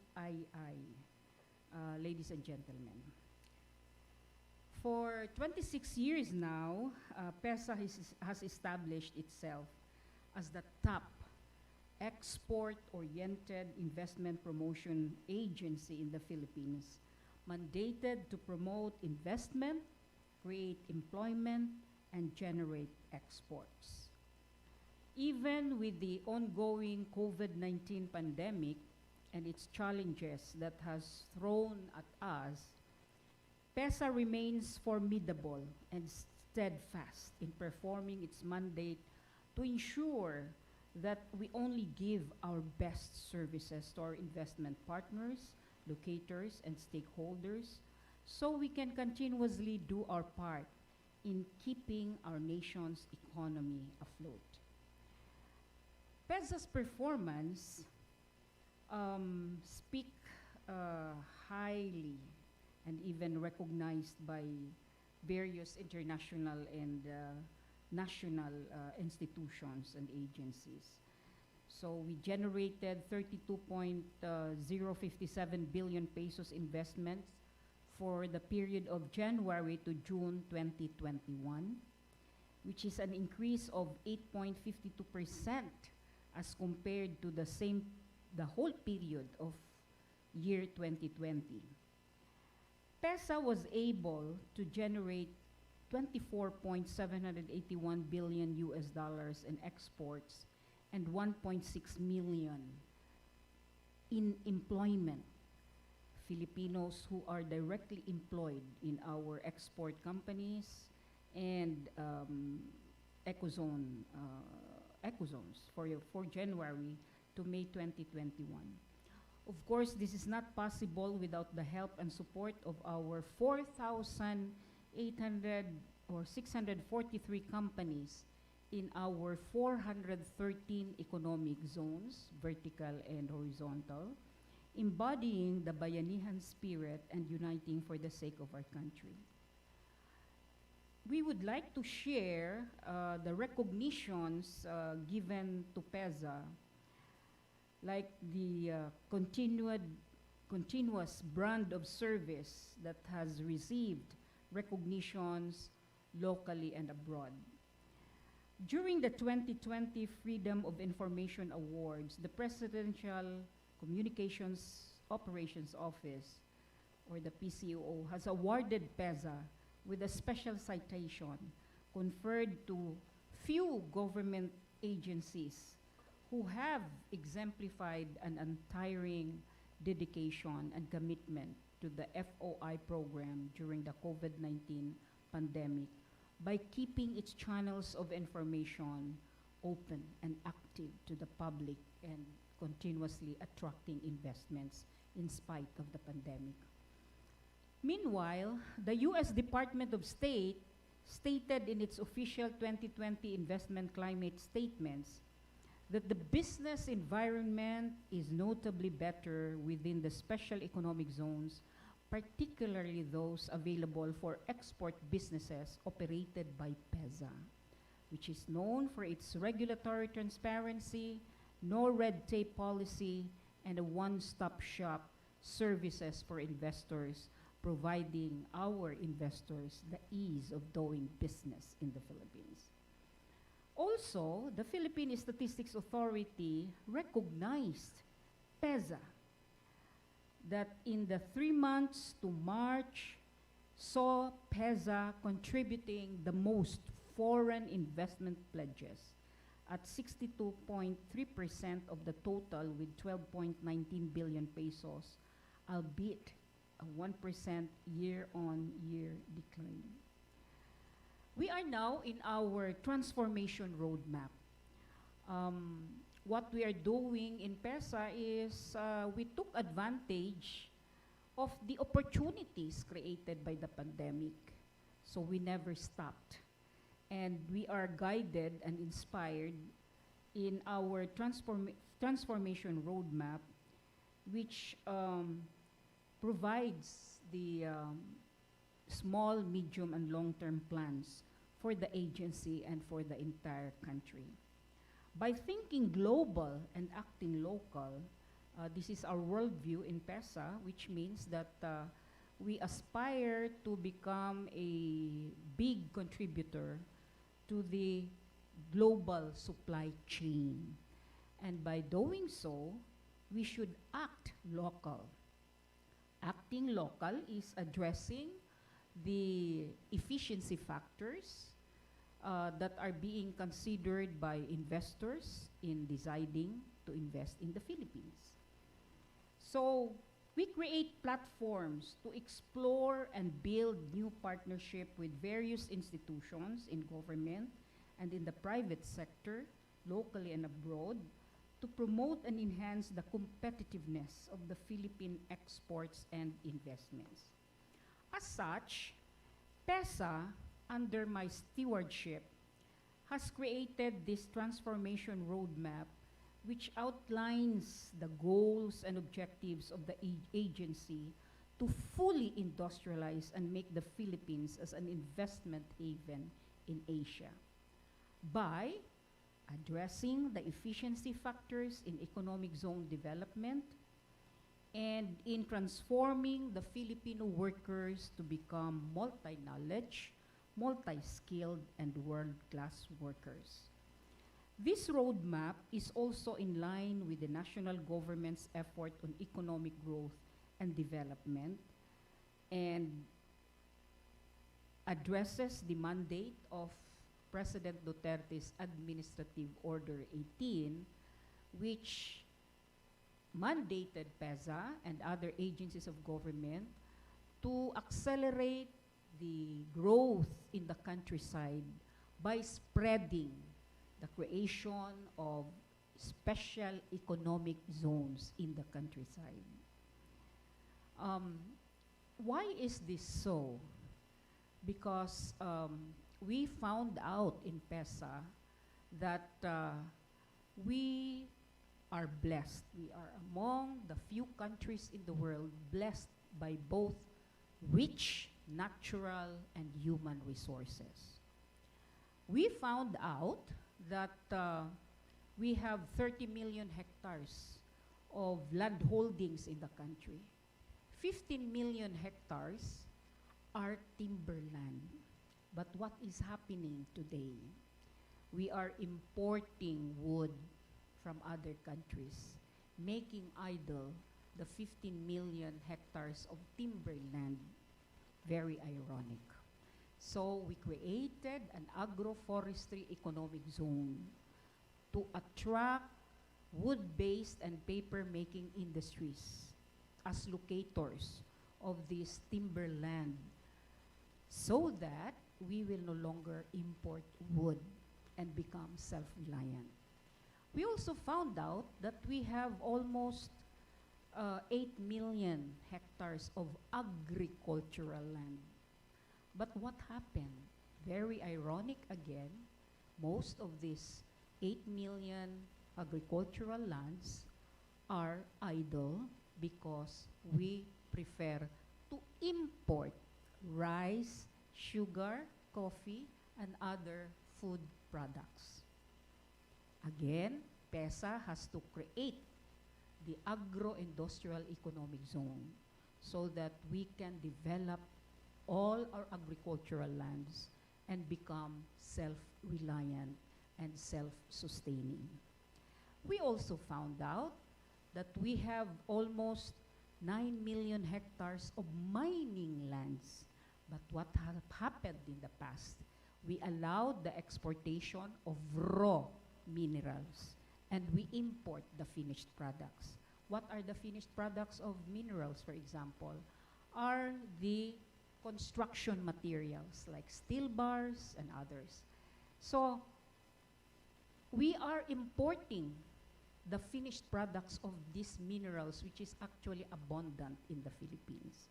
So PEZA has to create the mineral processing industry or economic zone so that we can attract the mineral processing industries who will convert our minerals into different finished products. And with this, we will be able to stop or minimize our being an import and consumption-dependent economy. This is now the major part of the transformation roadmap of PEZA. Through Administrative Order 18 of the President, we are now encouraging landowners, building owners, from the private sector to the local government units and to the national government agencies who are managing public lands. So presently, we are now having a lot of MOUs with various LGUs, national government agencies who are managing public lands, that we're going to convert these long been idle lands to become different types of economic zones. Even the indigenous peoples who own the 6 million hectares of ancestral domain lands are now enthusiastic to join in the creation of economic zones in the countryside. So by attracting Filipinos who are landowners to become eco-zone developers and eco-zone operators, we hope to develop the millions of hectares idle lands and make the country self-reliant, self-sustaining, and resource-generating. Because we aim in PEZA to make the economy production, manufacturing, and export-driven economy. So with that, we will become a big contributor in the global supply chain. So in a bid to spread the creation of special economic zones in the countryside in line with AO 18 of the President, it is among our major mandate that we have to accelerate rural progress in the countryside by tapping, by utilizing, developing the millions of hectares of potential economic zones so that we can also hasten human capital and infrastructure development and provide interventions to strengthen the economic zones in the countryside. As such, we at PEZA strive within its powers as the top export-oriented investment arm of the country to make it possible. PEZA is actively involving LGUs and the private sector to make use of the idle lands by transforming it into ecozones, thus attaining total development of the country through the acceleration of progress in every region. We are now encouraging, inviting LGUs, the private landowners, and everybody who owns buildings where the IT BPOs will be located, and of course lands where the manufacturing, processing, refinery, assembly, tourism, medical tourism, and the recent ecozone that PEZA has created is the KIST and the Defense Industrial Complexes. The KIST is Knowledge, Innovation, Science, and Technology Parks. We offer this to the private universities and state-owned universities and colleges. For decades, they have big campus lands which have been idle. So the president recently approved the first state university considered as a KIST, which is the Batangas State University, which can now invite foreign schools to become its partners and thereby bringing their technology, their knowledge to the Philippines through our KIST parks in our universities and colleges nationwide, thereby attracting foreign students to come to the country. We have a lot of advantages. So one advantage, the biggest advantage of course, is our strategic location. We are at the center of Asia and the Pacific, so we are the nearest to the whole world. Another advantage of the Philippines, which attracts investors, is of course our labor force. The Filipino workforce is considered as global knowledge, young, can speak English. So investors, foreign investors, say that this is an advantage. That's why we are the #1 call center of the world now. And our IT BPOs, for example, provides the biggest jobs to the Filipino people. So we produce, in fact, we produce 1 million Filipinos every year who reach the working age of 18. Half of them are college graduates, but this is what I found out. Only 20 to 30% are employable. Why? Because there is mismatch in our skills, in our technical and professional training programs. So we have to match this.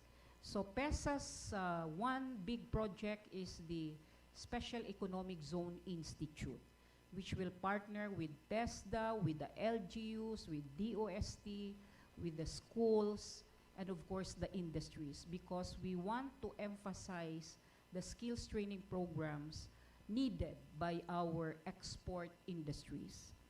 We have models to show and to prove how effective our economic zones program is in contributing not just to attract investments, to bring in new technology, in creating hundreds and thousands of jobs, and in increasing the income, not just of the people, but also of the LGU host. Right now, we have 413 economic zones. 74 of these are manufacturing. We have also tourism, medical tourism.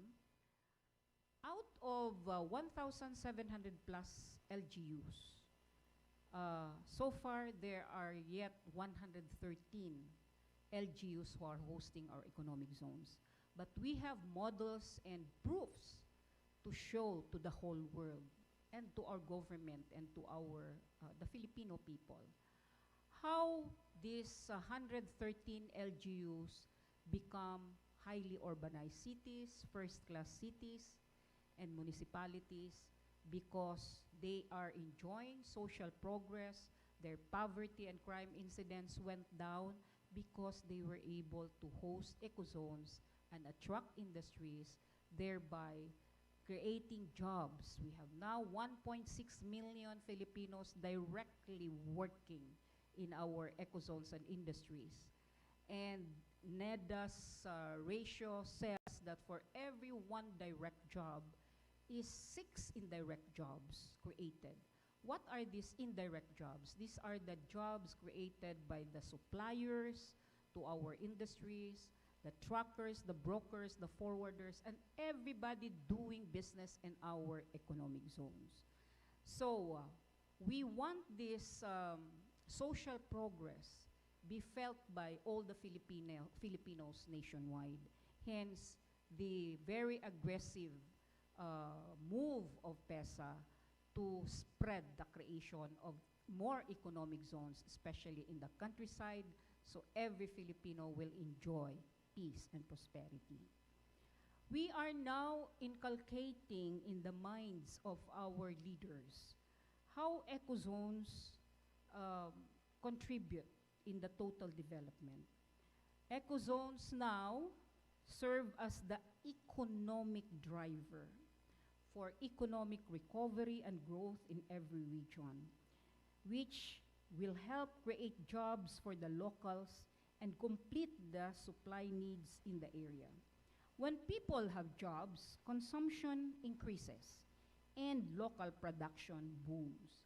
This will in turn boost socioeconomic progress as well as reduce crime and poverty incidents in our regions as experienced by LGU hosts like the Calabar Zone, Mactan, Baguio, Pampanga, and others where PEZA's economic zones are created.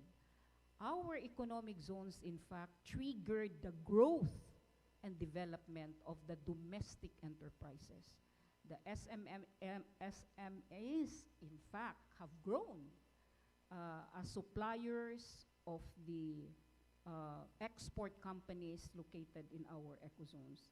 Likewise, we believe that this will hasten the development of our regions and achieve a more inclusive growth. This is also the best and the fastest economic master plan that national government must promote to hasten development, especially in the countryside, and bounce back from this crisis. In this activity today is another program of PEZA we call as the Global Bees with PEZA, which promotes and market the programs, our economic zones nationwide. So this is an investors forum, per country investors forum, promoting different types of ecozones as ideal location for different types of export industries and domestic market companies provided with incentives, subsidies for strategic and big ticket industries and the ease of doing business in the Philippines. To date, there are yet a total of 172 Chinese locators registered under PEZA. These companies contribute 24.093 billion pesos in investments, 196.374 million US dollars in exports, and employ 10,518 workers. I have had a good talk with our ambassador, and the good ambassador is encouraging me if we can build more economic zones, because China's needs alone, with its 1.4 billion population, if we are going to create, for example, agro-industrial ecozones to contribute in the food requirements of China's population, even if we fill up the whole country as an agro-industrial ecozone, is not enough for China's needs. No? So it is a very inspiring and motivating talk with the ambassador. So we have learned a lot, in fact, from China's experience, which use the economic zone concept as the strategy. So we are learning a lot from China's economic zone program, and in fact guided me in my visions for PEZA's creation of economic zones and attracting more investors to the country. So majority of these Chinese companies venture into the manufacturing of rubber and plastic products, fabricated metal products except machinery and equipment, radio, television, and communication equipment, and apparatus warehousing, and storage and real estate activities. Through PEZA's programs like this Global Biz we're doing today, we aim to have more investors from China and widen our reach for industries unique only in the country. So this is just the beginning today. We will be scheduling more Global Biz with PEZA from the different cities of China. No? China is really a huge and the nearest neighbor, plus our emotional attachment, because most, if not all, of our Filipino-Chinese brothers here trace their ancestors from Fujian and other areas of China. No? So we can call ourselves as cousins. So who else will be helping one another but the cousins and the blood brothers and sisters, the Filipinos and the Chinese. So through this venture, among all others, we can achieve our goal of making the country self-reliant, self-sustaining, and resource-generating, and the Philippines as an investment haven in Asia. We have to empower, capacitate, and enrich economically everyone to contribute to enhancing our idle land assets and available rich natural resources in order to bring the best out of Philippine potential and vibrant economy. So let us link our arms together. We have to grow and become a production, manufacturing, and an export-driven economy. And so we have to slowly remove ourselves as among the import and consumption-dependent economy, because we are gifted with rich human and natural resources. This requires a holistic approach, not just by government, but the society as a whole. So PEZA, I personally believe in the saying that the most effective way to win our people's minds or hearts is through their stomach. So hand in hand, let us promote Galing Pinas, Galing Pinas. What does this mean? Made in the Philippines is the best, and the Philippines is best to invest in. May I request my colleagues who are here with me physically to please stand up, and of course our partners who are virtually participating to please stretch your legs and join me in this battle cry of PEZA. If you please follow me, the hand gestures or the finger gestures when we say Galing Pinas, Galing Pinas. So everyone, please join me. Galing Pinas, Galing Pinas. Maraming salamat. Sheshe.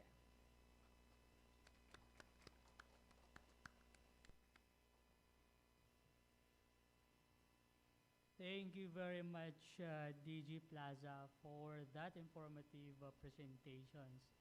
Xie. Reminders to our viewers online to please key in your questions at the chat box of our Zoom for our Q&A later on.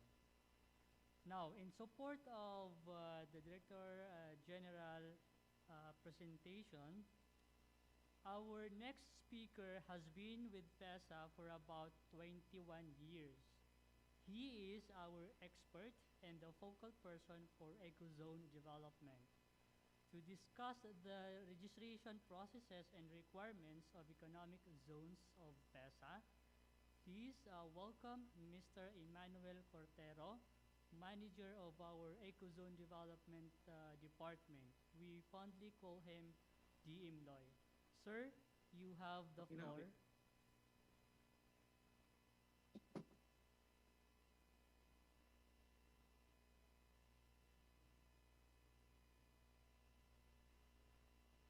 Hello, Raison, can you hear me? Yes, sir, go ahead. Yeah, okay, thank you, Raison, for that. First, I'd like to apologize. My camera in my laptop is not actually working, so I have to use my profile picture. Okay.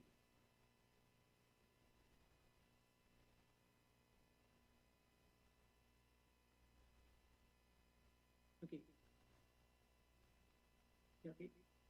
His Excellency Jose Santiago L. Santa Romana, the Ambassador to the Embassy of the Philippines to China.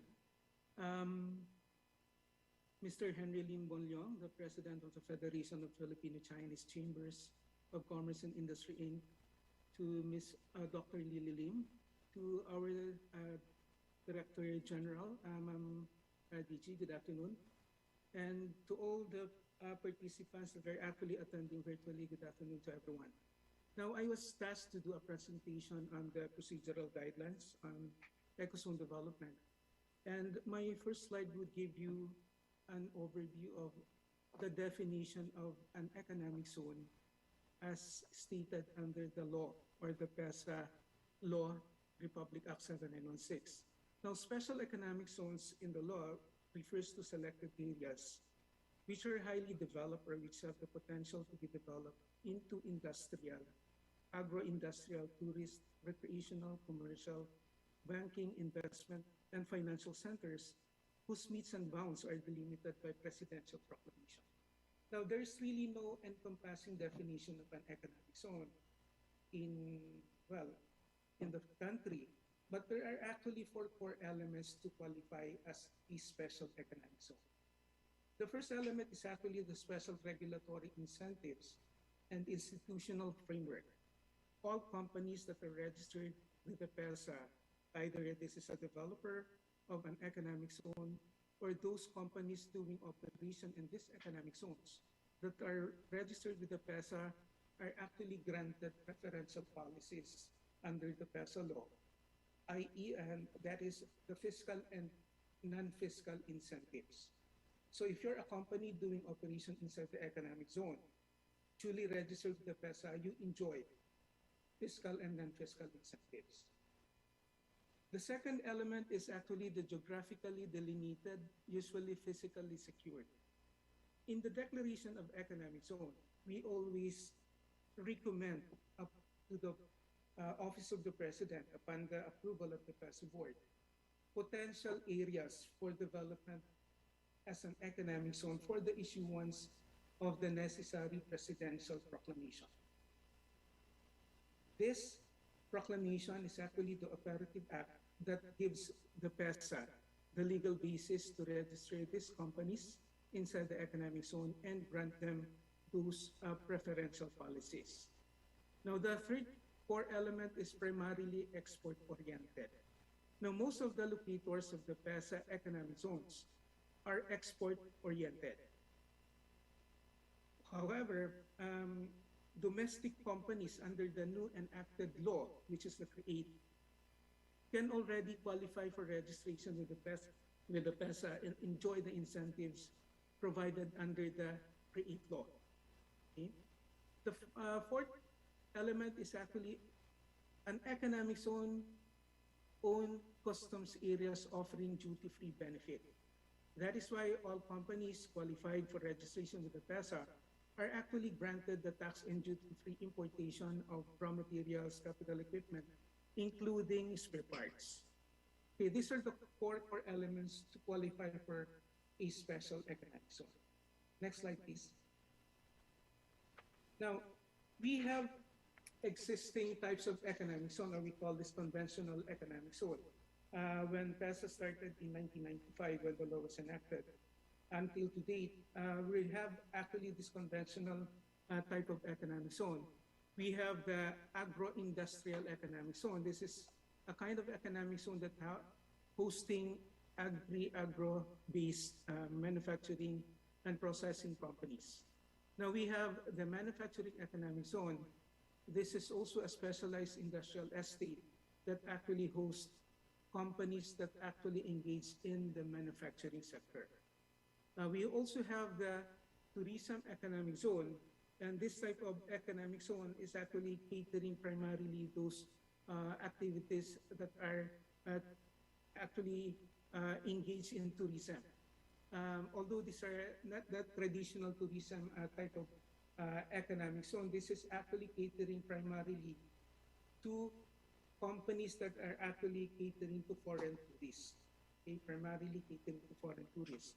Now, we also have the medical tourism park and center, though this type of economic zone is actually a very special type of ecozone that would actually involve or the Department of Health and then the Department of Tourism with regard to endorsing activities that would qualify for this type of economic zone. Now, before we can recommend even to the PEZA board the pre-qualification clearance for this type of economic zone, it has to be endorsed to us favorably by the Department of Health and also by the Department of Tourism. Now, we have the Information Technology Park and Center. We actually started this type of economic zone in 2000. No? So we started with the fourth Information Technology Park that we already have granted proclamation way back in 2000. And since then, we already have, out of the 413 operating economic zone, the IT type of economic zone is actually, I think it's we have 200 plus of this kind of economic zone. Okay. Next slide, please. The next slide would actually show you the new types of economic zone, and these are actually the evolving ecozone models. When the Director General, DG Plaza, was seated as a new Director General of PEZA in 2016, he had this vision to actually create more economic zones, and that's already what we're doing now. And we have added several types of economic zone. We have the mineral processing for export. So we already have this type of economic zone. This is actually a specialized industrial estate involved in the processing of minerals for export. Currently, this type of industry would actually allow those mining companies to actually extract the minerals and then directly export this. No? With this type of economic zone, we would like to encourage those mineral companies to actually do value added to their mined minerals by processing this into finished products. Okay? Then we also have the aquamarine and economic zone. This is also a specialized industrial estate located physically and or administratively outside the customs territory and predominantly utilizing aquamarine products for export. We also have the Defense Industrial Complex. We already, as mentioned by the Director General, we already had the Memorandum of Understanding with the Armed Forces of the Philippines with regard to this type of economic zone. We would be happy to partner with the AFP with regard to declaring, recommending to the Office of the President, the declaration of real estate properties for development into this type of economic zone. Okay. This would primarily cater to those companies that would actually engage in the manufacture of ammunitions, and even the hardware and software for the military use. Now, we also have the agroforestry economic zone. No? This is one type of economic zone that would actually support the Department of Environment and Natural Resources, particularly the Bureau of Bureau of Forestry with regard to agroforestry products for export. Okay? And we also have the halal hubs and production zone. This is primarily would engage in those companies that would host companies that would engage in the halal industry. This is also in support of PEZA to the PEZA program. And we have the Knowledge, Innovation, and Science and Technology Park. This was discussed earlier by the PEZA Director General in detail. We already have several state colleges and universities that has applied with the PEZA and also already with approval of the PEZA board, and some of these are already proclaimed by the President. Okay. Next slide would give you the information on the characteristics of an economic zone. In PEZA, these are actually the among the guidelines that we use in declaring special economic zone. Now, special economic zone should conform with the approved land use plan or zoning ordinance of the locality having jurisdiction over the project site. That is why one of the basic requirements of an economic zone or an area to be declared as an economic zone is to have a favorable endorsement from the host local government. Okay? Because every application with the PEZA, every economic zone proposal must be compliant to the existing land use plan of the locality. And an ecozone is a contiguous area. It has to have a minimum area of 25 hectares, except for self-use or single locator ecozones where areas less than 25 hectares may be considered. This is for the horizontal type of economic zone like industrial, the manufacturing type of ecozone, agro-industrial. But for those vertical in nature, like for example, the IT, we have a different minimum area requirement for those. Now, for an IT center, meaning it's a standalone building, if this is being applied with the PEZA as an IT center, it has to have a minimum gross floor area of 10,000 square meter if this will be located within Metro Manila or Cebu City. And outside of this, the minimum area requirement on gross floor area of the building should be 5,000 square meter. For an IT park, regardless of location, the minimum area requirement is 1 hectare.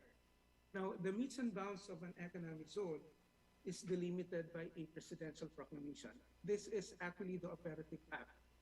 It's not even the board approval. The board approval is the first stage. This is only a pre-qualification clearance. Once the application of any proponent, any developer, has been pre-qualified by the PEZA board, they have to comply with some basic and important documents before we can endorse this to the office of the president for the issuance of the required presidential proclamation. Every economic zone is actually secured area. It is restricted with stringent control measures. That is why one of the requirements that we actually one of the conditions that we actually require the developer operator when they do ecozone development is actually to fence off the entire economic zone. Okay? This is to control. No? We wanted to control the entry and exit. We wanted to regulate entry and exit of all the goods that comes out of the economic zone, because outside of this boundary, outside of the delimited presidential proclamation, is no longer the jurisdiction of the PEZA. Okay? Now, developer operators and locator companies qualify for incentive. Is next. Now, as I've said, we have 3 stages in the declaration and operationalization of economic zone. The first stage is the PEZA board approval. Proponent or companies who wanted their properties to be declared as an economic zone will have to apply with the PEZA for the pre-qualification clearance of the PEZA board. They only have to download the application in the website of the PEZA, and they can even apply this online. They just have to go to the website of the PEZA. In the lower right corner, they can click on the EARS, we call it Electronic Application and Registration System. Then they'll be prompted by the system. They can just choose among those types of economic zone, what type of action they wanted to apply, and then the application form, they can just fill it up online. Okay? And then the second stage, once the application has been received by the PEZA together with those supporting documentary requirements, we endorse this to the PEZA board for approval. Now, once approved by the board, they now have to go through the second stage of complying with the documentary requirements for the presidential proclamation. And then after complying with those requirements, PEZA will have to endorse this to the Office of the Department of Trade and Industry Secretary for subsequent endorsement to the Office of the President. Now, once the President issues the proclamation, the developer operator will have to sign the registration agreement with the PEZA as the developer operator of the economic zone, and then they can now start developing the economic zone with those incentives that they can enjoy as a developer operator of the proclaimed economic zone. Next, please. Now, these are actually some of the frequently asked questions in the development of economic zone. Now, number one is, what does presidential proclamation mean? Now, it requires prior LGU endorsement to carve out the eco zone from local government jurisdiction. Once an area has been proclaimed as an economic zone, it is carved out from the jurisdiction of the local government unit. But the local government unit in return will have to get some of the share with regard to the 5% gross income tax incentives granted to any company registered with the PEZA inside that particular economic zone. But all required clearances and permits will have to be waived by the local government unit, and PEZA, having that one-stop shop, will now be the one to issue all the permits and clearances with regard to the operation of the economic zone locators inside that particular zone. For example, companies registered with the PEZA will no longer have to secure the building permit from the local government, but it's already PEZA building official who will issue them the necessary building permits and clearances under the National Building Code. Okay, so those are one of the reasons why a presidential proclamation is required. No? Now, it is the operative act for eco-zone declaration. PEZA, as I said, PEZA will not have that legal basis to grant registration and then grant incentives to these companies if the location is not a PEZA proclaimed economic zone. Now, PEZA as the supervising and regulating agency inside the economic zone. Once an area has been proclaimed as an economic zone, PEZA will actually delegate and will actually, well, if this is a new economic zone that is actually located in areas with already existing eco zones, the one that will supervise this physically is actually our zone managers, and we always assign zone managers in every economic zone we have. But if there are not, we have these clusters in our in the operation of our economic zone. So some of our zone managers are actually managing one, two, or some are actually managing several economic zones that are actually located proximate to one another. Okay. Now, the second question: what are the different modes of the eco zone development? Now, it can be initiated or it can be developed by the public or the local government unit. Okay? We have several economic zones actually that are operated and applied by local government units. Now, it can also be initiated by the private sector, especially foreign developer partner. Of our 413 economic zones of the Philippines, PEZA owns 4 of this economic zone, and then the rest are actually initiated by the private sector. Some are actually local government, but majority are actually private sector-led economic zone. Now, it can also be applied to the PEZA, or it can also be developed to a joint venture or PPP type, meaning the local government can joint venture with foreign or private developer in developing their economic zone. The equity of the local government can be the land which they own, and then the one that will actually finance the development of the economic zone is actually the joint venture private partner. Okay. Now, PEZA as a developer and operator, we own 4 public economic zones: the Mactan Eco Zone, the Cavite Eco Zone, the Pampanga Economic Zone, and Baguio City Economic Zone. We actually operate, manage, finance, and maintain these 4 public economic zones, and we're also the distribution utility for this 4 public eco zones. Now, PEZA as O&M under management contracts or lease concession. This can also be done. No? In fact, we have one, John Hay Management Corporation, as we O&M with the PEZA with regard to some of the areas inside that particular zone. Next, please. The next slide will give you the information on the requirements for the PEZA approval of application for eco-zone development. Now, developer operator will have to submit to PEZA together with their application the following requirements. As I've said, they have to submit a duly accomplished and authorized application and payment of the required application fee of 12,000, and they can file this online. Together with the application is the anti-graft certificate.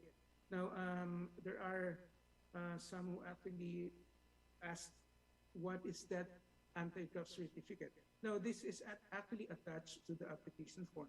This is just a certification that would say that the company applying for eco-zone development would not actually give anything to PEZA with regard to their application as an eco-zone developer. Now, they also have to submit to PEZA the SEC registration or articles of incorporation of the company, audited financial statements for the last 3 years, if applicable, then a board resolution special power of attorney designating the company's authorized representative to PEZA, and in lieu of a full-blown feasibility study, a project briefer or description will do. This would include the development plan and timetable, and with the passage of the new CREATE law, we now would require the proponent to submit to PEZA a cost-benefit analysis. Now, favorable endorsement from pertinent government agencies like the Department of Tourism when it comes to tourism economic zone. Medical tourism, they have to secure an endorsement from the DOT and the DOH. And, well, the PRA is a Philippine Retirement Authority. If they wanted to apply for the declaration of an area as a retirement economic zone, they have to secure the favorable endorsement from the PRA. Now, they also have to submit a vicinity map reflecting land uses, landmark within 1 kilometer radius. Then, of course, the proof of land ownership or long-term lease contract or any perfected document showing the proponent's right to use the land for eco-zone purposes. Now, this is the requirement for the stage 1 when we do recommend any application to the PEZA board. The next slide would give you the requirements for the second phase, which is the presidential proclamation. Now, once the application has been approved by the PEZA board, the proponent will have to submit the following: a favorable endorsement from the host local government unit through the city municipal council for the development of the proposed economic zone. They also have to submit the GAR conversion clearance or exemption certificate for the property that has been applied with the PEZA, or the Housing and Land Use Regulatory Board zoning certification if the proposed EcoZone is located in Central Business District. And this is true for IT application, the medical tourism, park and center applications. And also this is for those type of economic zone. Now, the verified survey return and technical description of the proposed economic zone area. This has to be secured from the Land Management Services of the DNR. Now, this is actually the document that we call out and then include this in the document that will be signed by the President.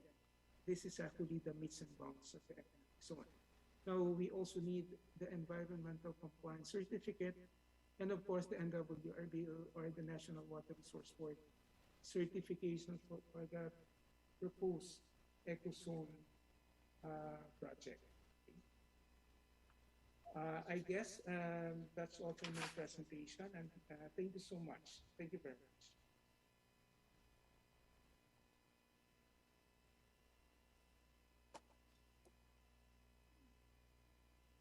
Thank you very much, DM Loy.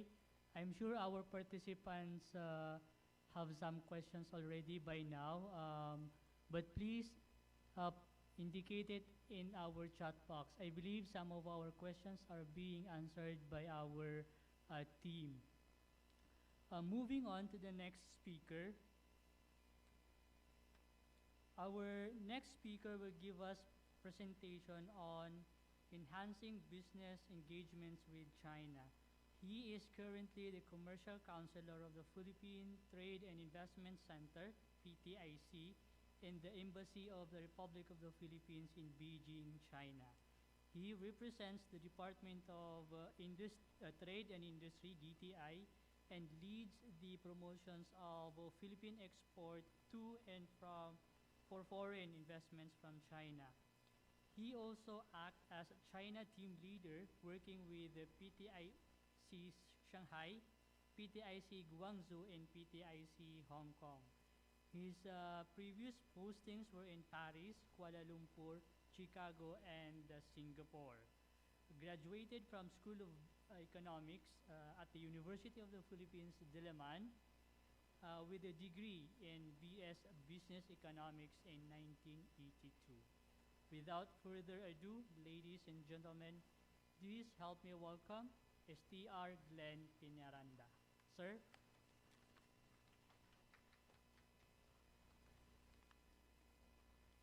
Naka-mute po kayo, sir.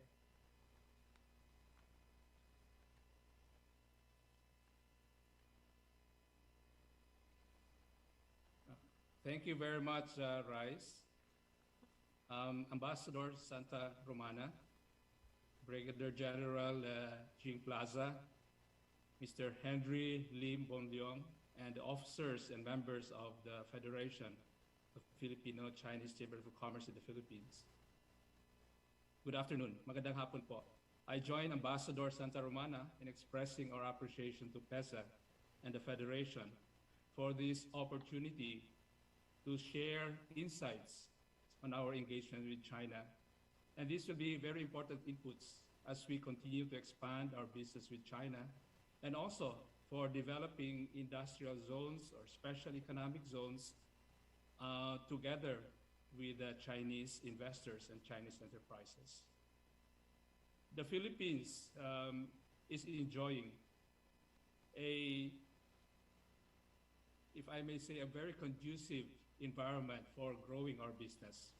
As already mentioned by the ambassador and by Mr. Henry, China is already now a very important economic partner. It's our #1 trading partner, #1 export market, and #1 source of imports. And this data includes the trade with Hong Kong. But importantly, it is becoming a very important source of investments. And this will be very useful as we continue to try to export more to the Chinese market. In many of the products that we export, there is very strong demand. And in many instances, we actually already lack the supply. And so, for example, the food products, the agri-parks will hopefully enable us to produce more of the quality food and fruits and seafood that China will need. The trade with China during this first semester has continued to grow, and for January to June, our exports actually grew by 19%. Next slide. There are many developments in China that continue to drive and provide impetus for the growth of our business. One, under the Belt and Road, is that there's the going global and bringing in. So Chinese investors are going out, and they're also bringing in, they are importing. The Chinese consumers want the best products from the world, and they have the capacity to buy it. Their industries also are upgrading, but they need inputs from countries like the Philippines, and our being close to China enables us to be in a good position. There are new policies that I think will continue to drive business. You have heard of dual circulation that is promoting the domestic market, but complemented with the international market. And the themes in the business community has been, for example, digital economy, so the digital Silk Road. And then with COVID, there is now the health Silk Road, and this provides opportunities for us to collaborate also. Moreover, in last year, when RCEP was signed, this is a very strong theme that the Chinese business community has always been, has espoused. And many of the business events in China nowadays is under the theme of RCEP. And last year, even with COVID, the Ministry of Commerce of China has reported that more than 9 billion worth of contracts has been signed by Chinese companies in the Philippines. So that just shows the many opportunities for cooperation with China. To provide some perspective on our trade with China, I wanted to show, the one before that, I wanted to show the provinces where most of our trade happened. And these provinces are actually the areas where they have the free trade zones. As you can see in the bottom left, the free trade zones are in these provinces, and they correspond also to the major markets where our products go. And these provinces also are those with the largest population and also with the fastest growing GDP. In the bottom right, I have highlighted the economic growth areas of China. And below that, I would like to highlight that, and this is really the area where our business will continue to grow, areas like the central China that the government is promoting, and then also the Chongqing. In central China, I'd like to highlight Zhengzhou in Henan. It is a province with about 100 million population also. And they're very keen to engage the Philippines. There are recent developments for this. Recently, Zhengzhou launched direct air cargo links to Manila. The Zhengzhou-Manila-Zhengzhou link is 2 times a week, and we are working with them to try to fill the cargo for these flights.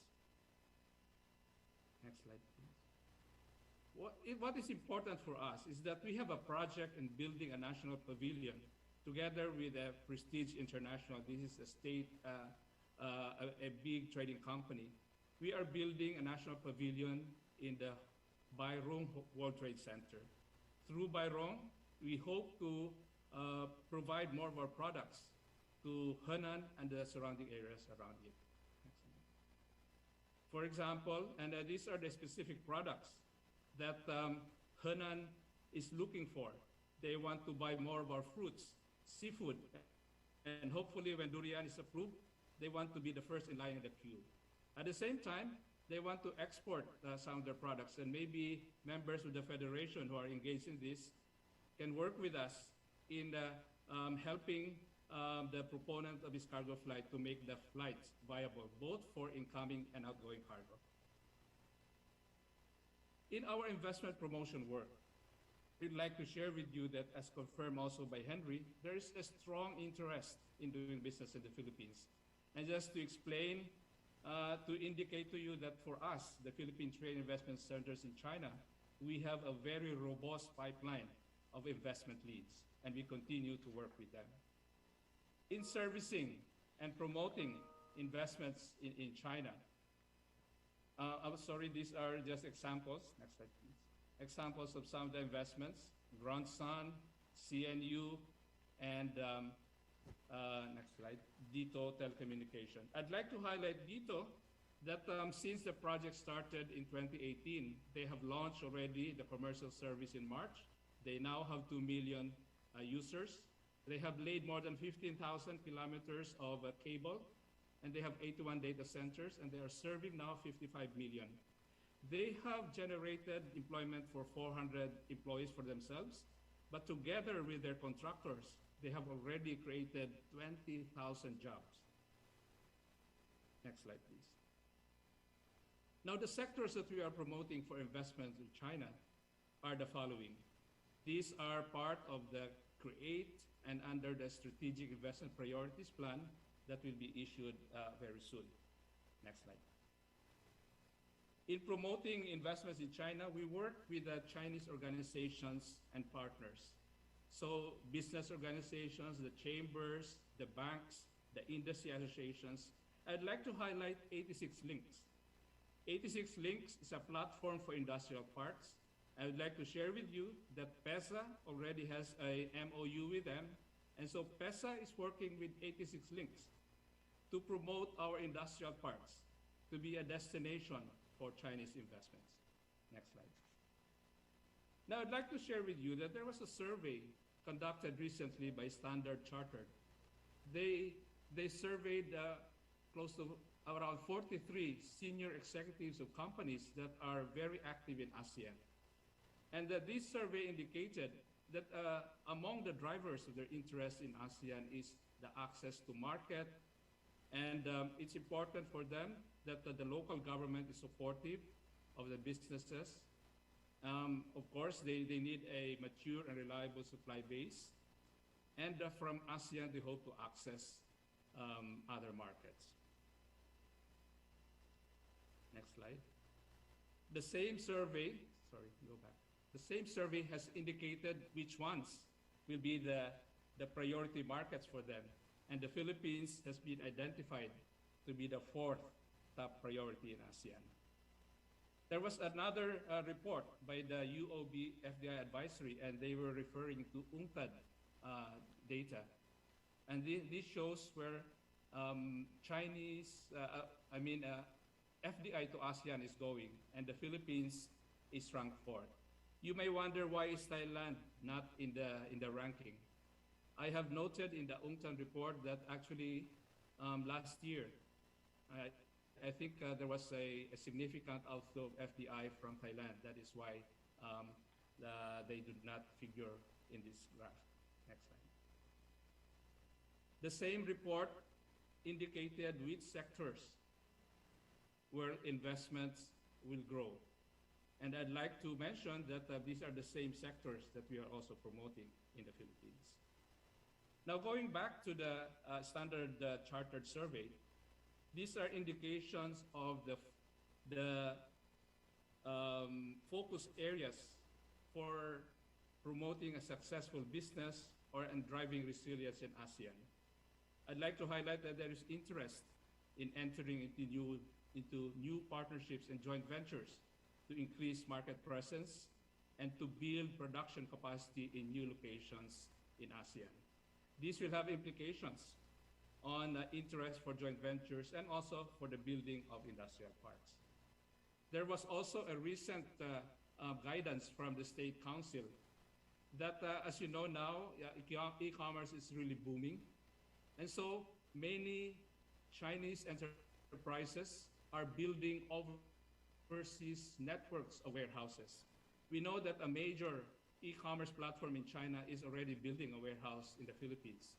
And so we are definitely in the radar screen of many enterprises as they expand their business in ASEAN. One of the developments to pursue these opportunities is that industrial parks around the region are actually building their alliances because people are looking at how they can optimize their operations around the region.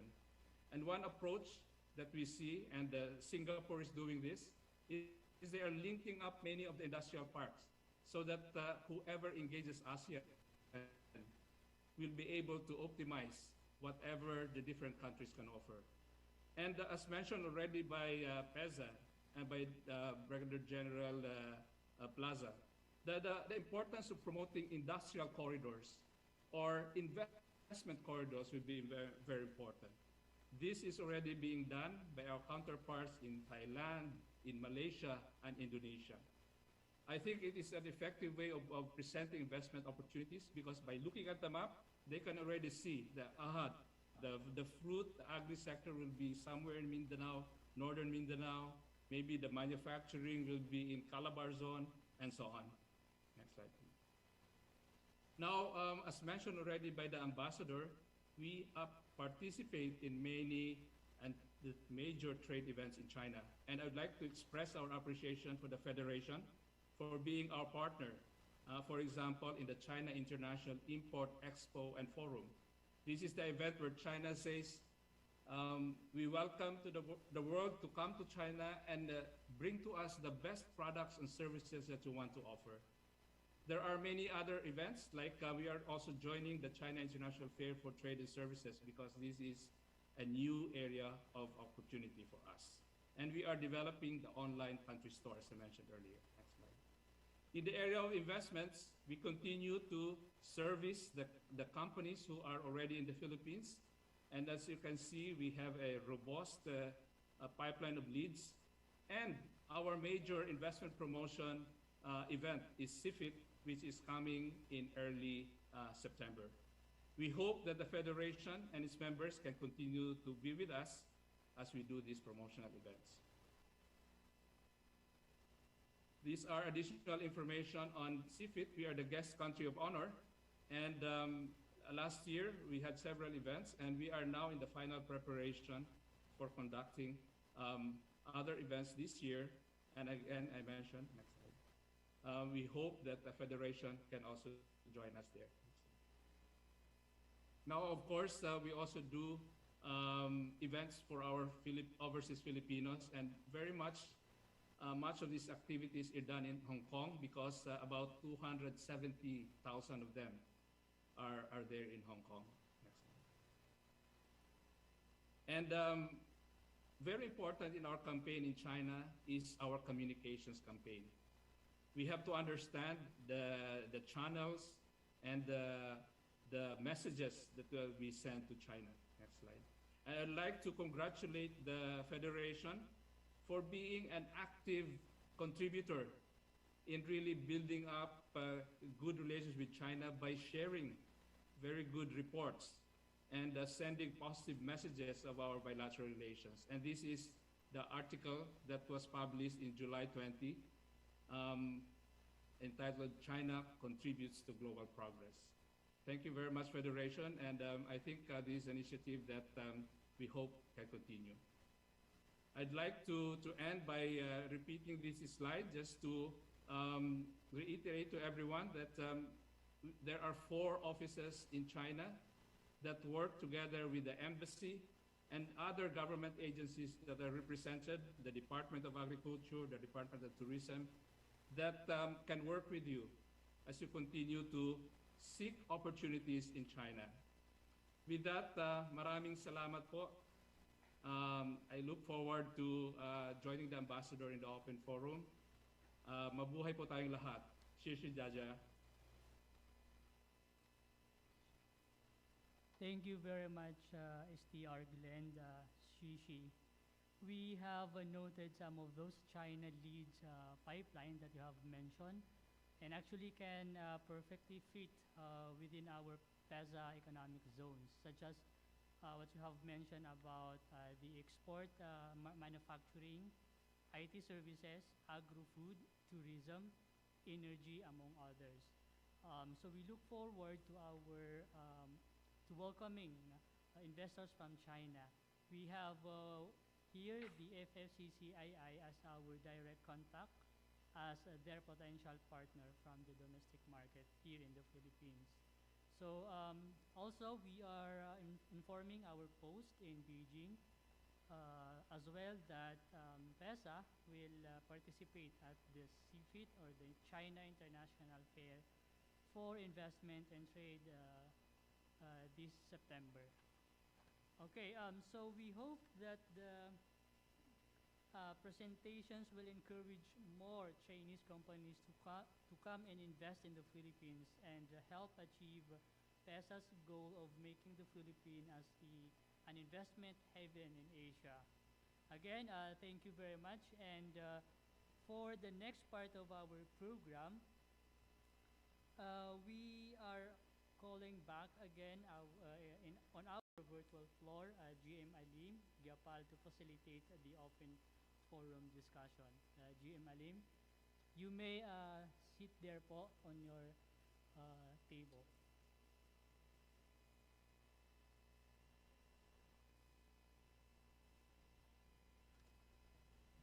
Thank you very much, DC Raison, and our salutation to all the speakers for making very comprehensive discussion on how to strengthen the investment opportunity between Philippines and China. First, we would like to take advantage of the presence of the ambassador by asking. We have this question on. There were I mentioned earlier about the priority investment in industries. The question that we have on board is, can we expect a face-to-face economic mission in the coming months, or what are the effect of the pandemic with regard to having a face-to-face economic mission? This is addressed to the ambassador, His Excellency Jose Santiago Santa Romana, and maybe a rejoinder from our Trade Commissioner Glenn Peñaranda.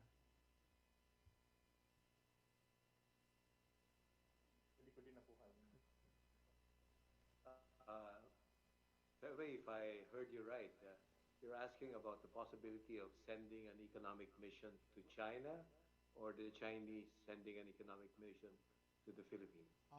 Excellency, both, for both sides. Both sides? Yes. Okay. Well, the problem right now is basically the pandemic. This is why we're having this virtual meeting, and we couldn't have a face-to-face meeting, join you there, or for you to join us here. And also because of the travel and health protocols. Certainly the possibility of economic missions to China right now is virtually nil. It's not impossible because of the time element, the time that would be needed. To be able to enter to China, one, of course, you'll need visas, and that has to go through a special process. Generally, the visa window, the Chinese Foreign Ministry has closed the visa window for foreigners in general, except for diplomats assigned here and for special humanitarian reasons. And if you succeed in getting a visa, then to be able to come to China, you have to go first through a 2-week quarantine, and then an extra week health observation. So you have to, at least 3 weeks will be gone, and then you devote yourself to the mission. So that's why it's virtually impossible right now. As you know, even in the case of government missions, like the Foreign Secretary, he's been here 3 times since October, or rather, 3 times since October, but never to Beijing. It's always been to a provincial capital or a provincial resort, Yunnan and Fujian and Chongqing, but not in Beijing. Beijing, they don't really welcome at this point because of the pandemic. Now, the only possibility I can see that the Chinese may open up in the coming months is when the Winter Olympics come in February next year. But even then, it will be very selective, and there will be health protocols involved. So we have to see. So that's insofar as coming over to China. I don't see it as a possibility, perhaps for this quarter and possibly next quarter. As you know, at present, because of the spread of the Delta variant in China, even we here in Beijing We cannot just travel out of Beijing right now, and those from outside Beijing, if you come from an area where there are Delta variants, you cannot come to Beijing without at least a PCR test and possibly a 14-day quarantine. So it's very strict here because of the Chinese goal of a COVID-free, meaning zero tolerance strategy that they are promoting. As for Chinese missions going to the Philippines, there is the possibility, as you know, in terms of government mission, Wang Yi, Foreign Minister Wang Yi, was able to go there in January, but again under very strict travel and health protocols, and also on the one hand the requirements of the Philippines, and second the Chinese requirements themselves. So it was really a quick 1 to 2 day trip. So at present, the best hope is really a virtual exchange, a virtual mission, so to speak. And that's the best way to communicate while the pandemic is going on. I don't know if Glenn would like to add anything to that. Thank you very much, Excellency, Ambassador Jose Santiago Romana. We have a rejoinder from Councilor Glenn.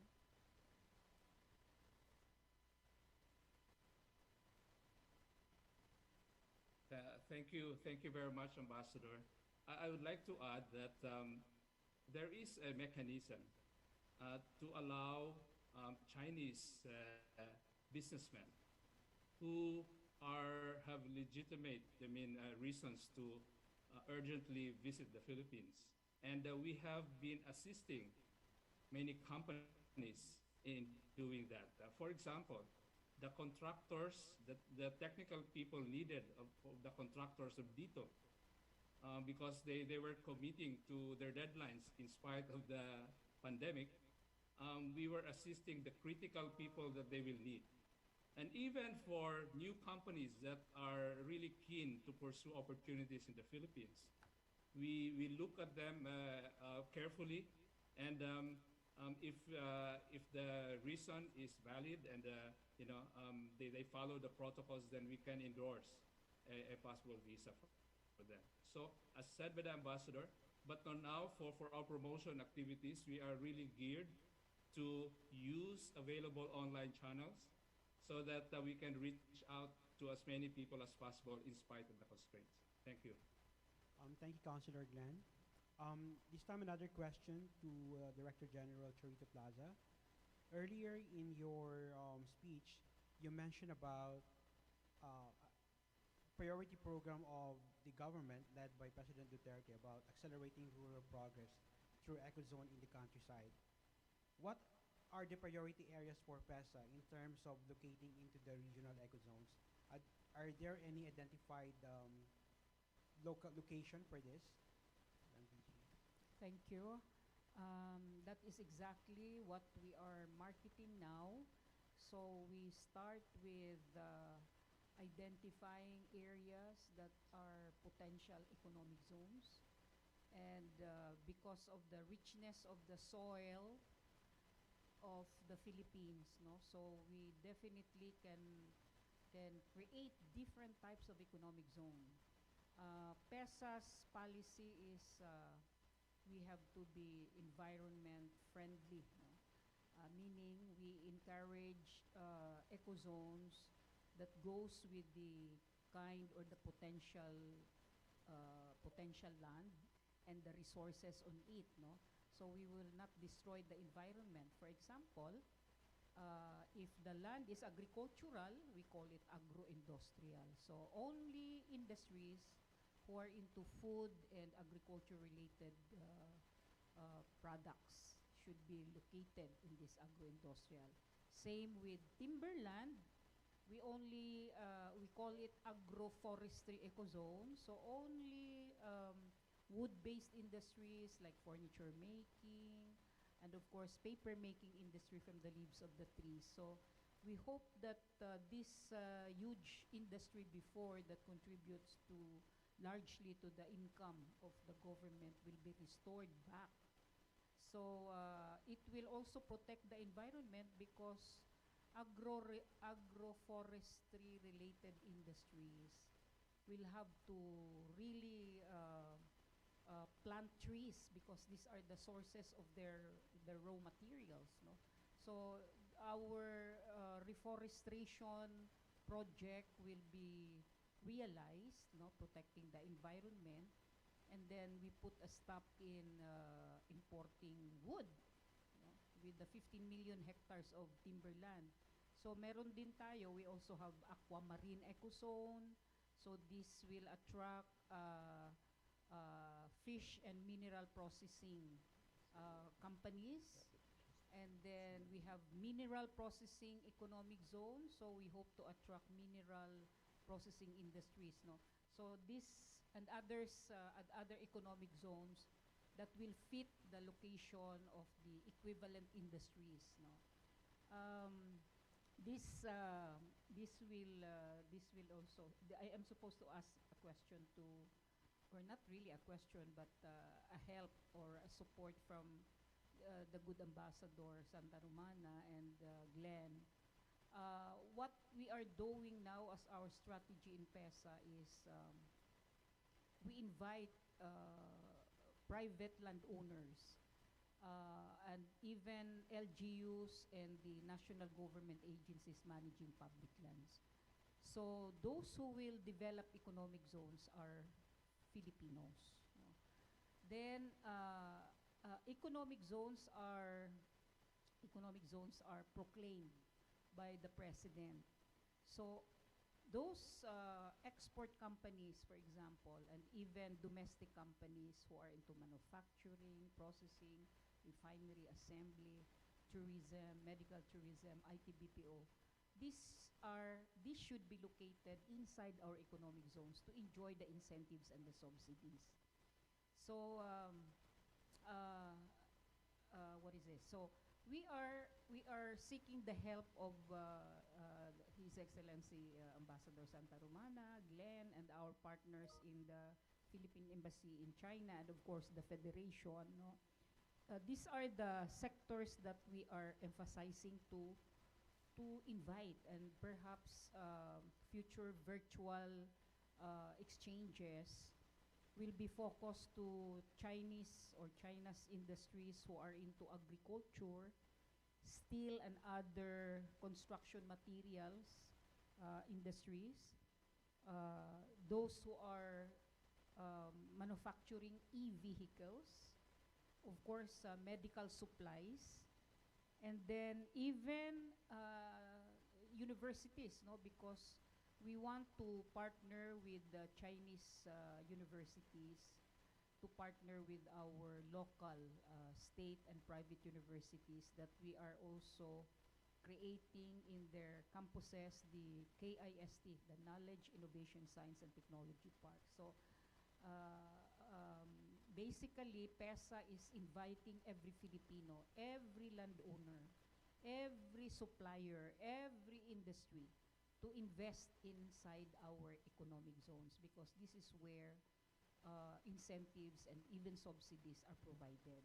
And our economic zones models has proven that if there are economic zones and industries on it, no, it contributed to the social progress of the LGUs, the people, the constituents who are enjoying the jobs. And once we give jobs to our people, that's the multiplier effect that there will be growth, no, increase of more businesses because of the increase of the demands for goods and services, because people has jobs. So this is what we want to replicate nationwide. So with AO18 of President Duterte, our LGUs, our landowners, I know the FFCCCI, the Federation, kayo po yung maraming lands, no? So we are inviting you to please join us in the creation of economic zones, no, through your land holdings. So we can all together also invite the industries from China and others from the whole world to invest inside our economic zones. So yun po, we are focusing on the strength of a country. So again, China, where we import most of our construction materials. So we might as well invite your steel industries, your industries that manufacture construction materials. We will also invite your agriculture-based industries to help us develop our almost 8 or 9 million hectares of agricultural lands.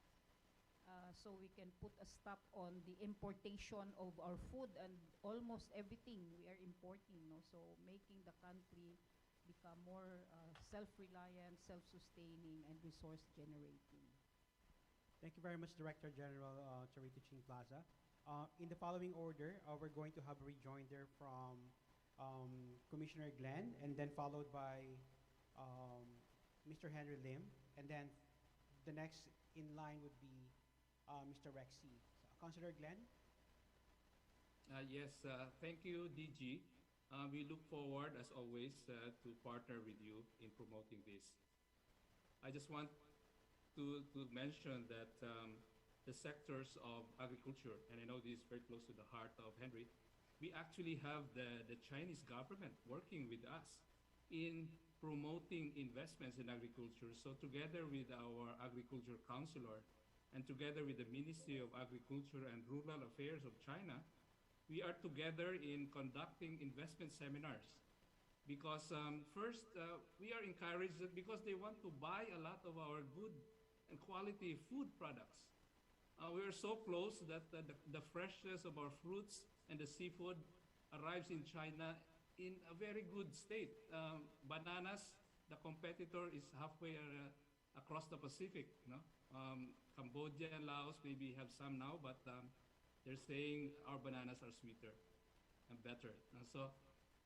And the areas of building materials, we work very closely with the China Building Materials Federation. And they are also seeing that while they may be selling a lot of building materials now, they see a lot of opportunity also in producing some things locally. And they are open to that. Also the area of electric vehicles and batteries. They are very interested, and we have very close working relationships with the industries in this sector. Before I end, I would just like to highlight that one of the very important themes now that the Chinese business community is really talking about is the area of sustainability, low carbon, no? Green products. Because China has committed that by 2030, they will peak their carbon emissions, and by 2060, they will achieve carbon neutrality. So this has a lot of impact on many industries. And I think if we are able to develop these industries too, it will provide more opportunities for us to work with China. Thank you. Thank you, Councilor Glenn. May we call on the floor the President of the Federation, Mr. Henry Lim. Yes, thank you. Of course, you know, Glenn has mentioned, I think one of our best export to China is really the agricultural products. And actually, we have an open POs. We are also exporting a lot of bananas to China. We have an open PO. Export around 35 containers a month to China. But then I think there's another big opportunity, because China also import a lot of premium rice from Thailand. And you know that Dona Maria is a very premium rice, and we have received a lot of orders now from China. Unfortunately, because of the protocols in rice, we were not allowed to export to China. And it's very unfortunate that before the pandemic, they are supposed to send a team of agriculturists here to the Philippines to inspect our soil, but that was prevented because of the pandemic. That means almost 2 years hence.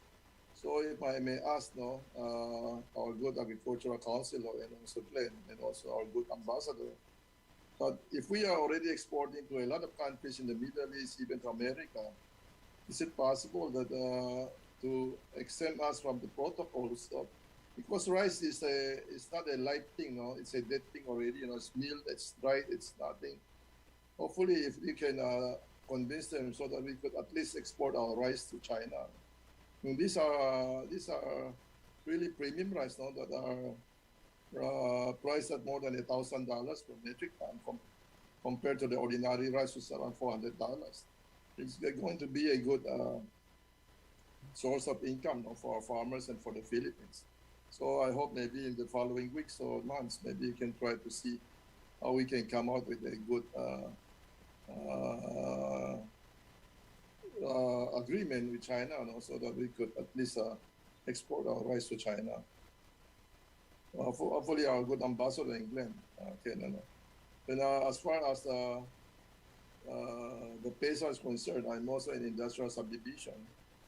We'll be opening a subdivision of around 150 hectares. Maybe I would reserve 50 hectares for PEZA at the moment. And but then, as far as my experience is concerned before, even though it's not PEZA registered, I mean, there's already a lot of buyers already. So we are not really very concerned about PEZA at that time. But maybe at this point in time, we can try to also give out whatever is the incentives that PEZA can offer, so that people will try to get into the PEZA, and hopefully this will also add to our economy.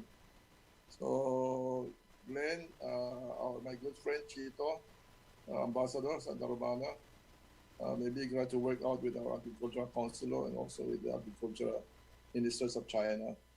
It's very unfortunate talaga. They are already on their way here already, and because of the pandemic, hinto yun. Otherwise, we'll be exporting already.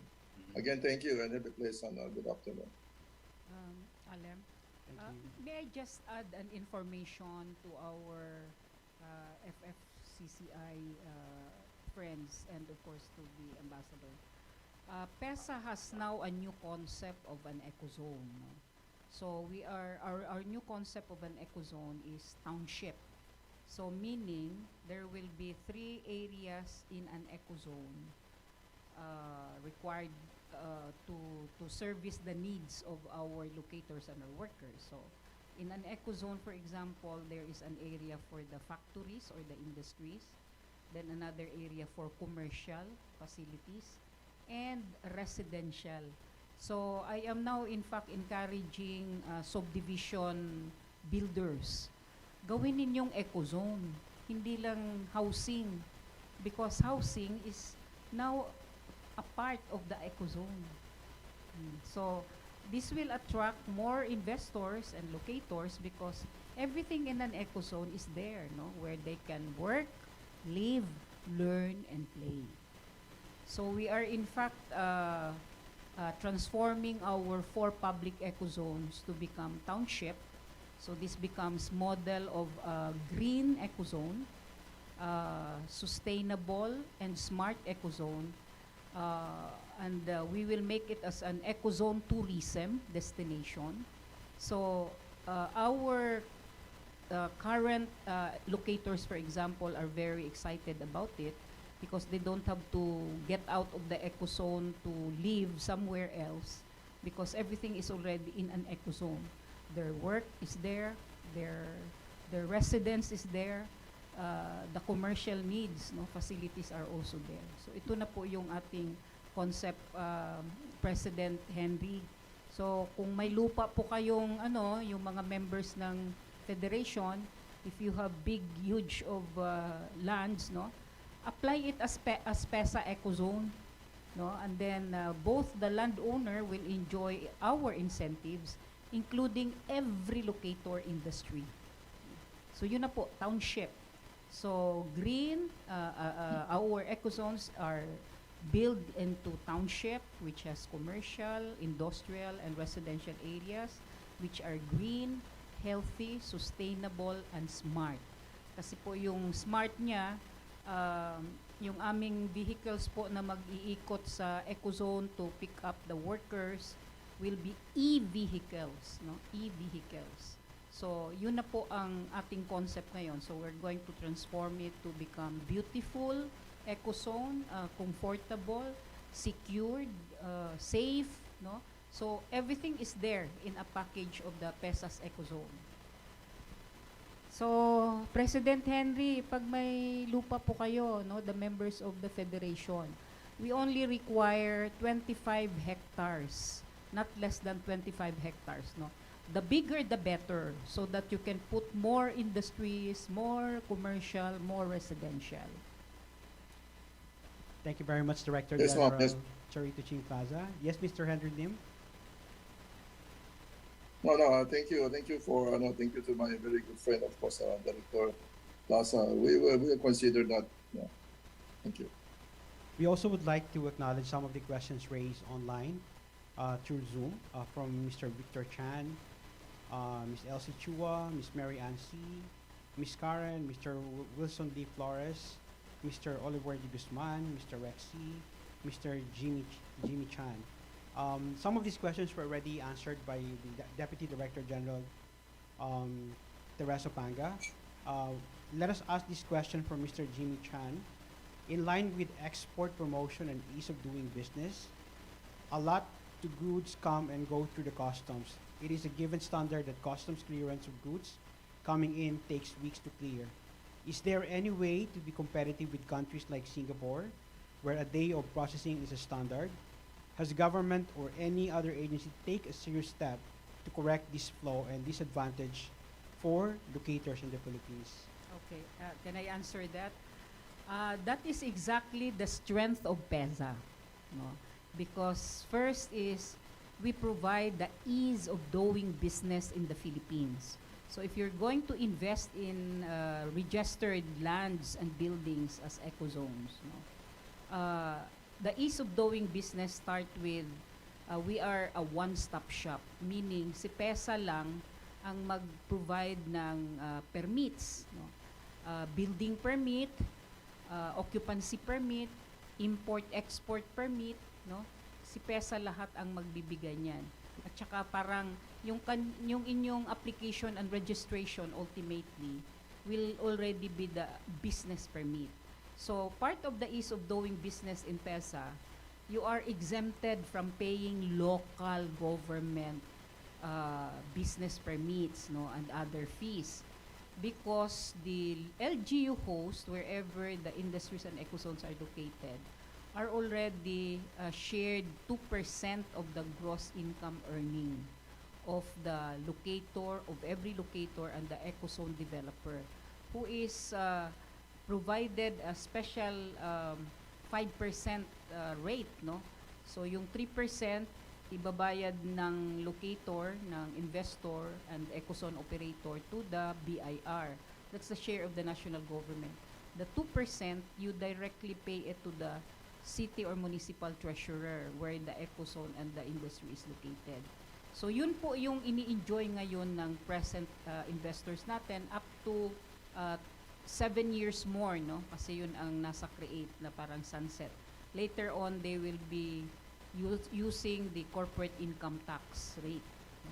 But nevertheless, hindi nahihirapan ang ating mga investors and locators sa PEZA zones sa customs, kasi we are considered as a separate customs territory. So meron pong green lane sa Bureau of Customs na pag PEZA ang company cargos, no, diretso po dyan sa green lane, hindi na i-inspectionin thoroughly ng Bureau of Customs. And from the Bureau of Customs, it goes direct to the ecozones. So that is part po ng ease of doing business in PEZA's ecozone. So yun ang advantage po pag nandito kayo sa PEZA naka-register. Thank you very much, Ma'am DG. We have another question from I think there's a no name indicated. May I know, I read first the manifestation from Mr. Rex C. Good afternoon, I'm Rex C., Consulate of the Slovak Republic in the Philippines. I read PEZA offers very competitive electricity prices to its operators because there are electricity producers within PEZA locations as well. In light of this, I would like to ask, how can Slovak companies offer their services and experience as renewable energy producers for PEZA? If possible, can we talk after this event on how Slovak companies can produce and sell electricity to PEZA locations? Another question relating to progress of the mineral processing agenda. May I know any progress on the mineral processing agenda?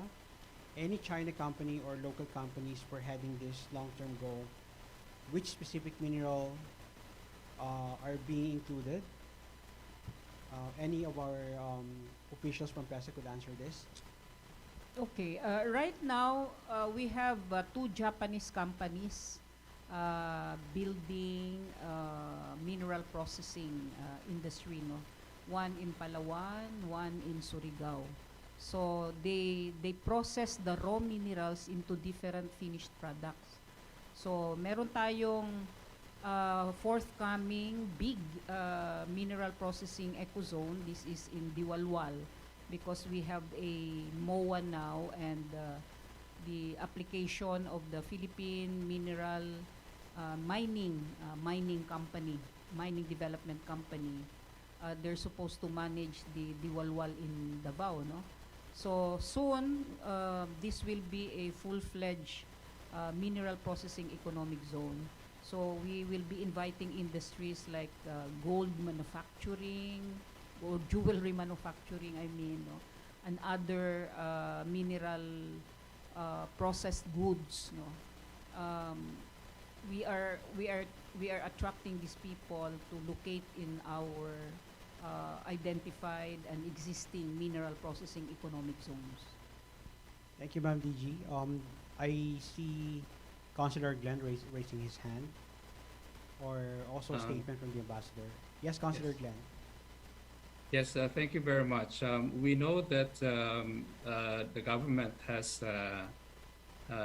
reopened the participation of foreign companies in the mining sector, and the mechanism is through a financial and technical agreement that companies would need to sign with the government. So I think the companies interested in this can approach the DENR to find out the specific guidelines for this opportunity. I wanted to react also to the question on renewable energy, to say that this is really very important. For example, in the opportunity for the building of data centers, because the data center investors now are going to countries where there's a huge demand of users. And as you know, the Filipinos are among the heavy users of Wi-Fi. And so the data providers are going to where the market is. And while their favorite in the past was Singapore, Hong Kong, and other big countries, but in Singapore, for example, because the heavy demand for energy for data centers is already constraining Singapore. So Singapore said, no more. So you have to go somewhere else. Because these data centers, their business model is that their energy has to be renewable, sustainable. And so this opens up an opportunity both for data centers and for building up the capacities for renewable energy. And we had a lot of resources, hydro, solar, wind, and everything else. Thank you. Thank you, Councilor Glenn. Do we have a response from the ambassador?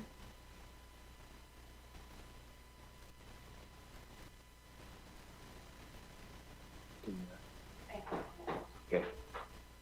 I just want to bring up several points. In my assignment here in China, a lot of Chinese companies have actually approached me, approached Glenn, and I just want to bring this up if there are any updates also.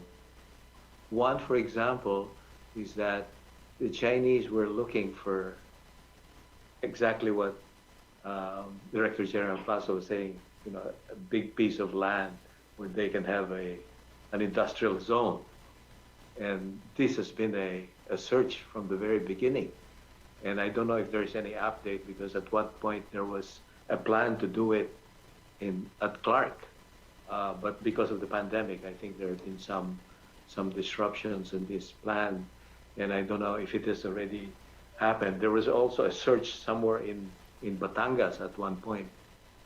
So this is a continuing area that is a challenge actually for us to be able to accommodate this, because some of the Chinese investors, they like to sort of be in a place like an eco zone or an industrial park, which would have its own source of electricity, self-supporting in a sense. And power is a major issue in terms of the Philippines for investors. So it's something we should consider. The other thing is that, as Glenn mentioned, a lot of interest in terms of renewable energy. I've had several inquiries that we have forwarded to Manila in terms of places for wind energy projects, solar energy projects, and so on. So these are among the areas of interest that's very strong. And then lastly, I think we're all acquainted with this, is the interest of some iron and steel companies from China, to find a suitable area in the Philippines. But we'll have to solve some of the issues involved. But definitely there is a big interest among Chinese investors to find opportunities in the Philippines. Of course, some of them, there was a lot of interest at the beginning, but when they heard about 60-40 rule and all of this, like other investors, they hesitate. But again, the information drive regarding the incentives that PEZA provides, as well as the negative list in the Philippines, all of this is very useful in terms of clarifying a lot of their questions.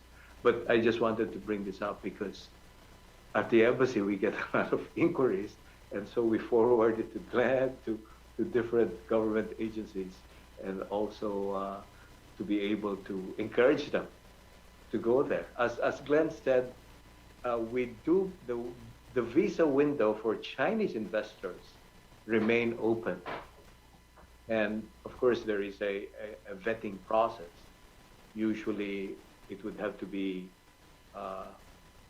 some documentation of their interests, as well as if they have already partners in the Philippines, or if they have existing projects that they want to upgrade the related government agency. And particularly, this is where a lot of them go to PEZA for the endorsement, for the visas.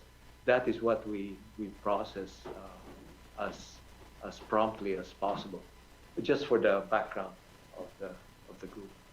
Yeah. Ambassador, can I answer you, please?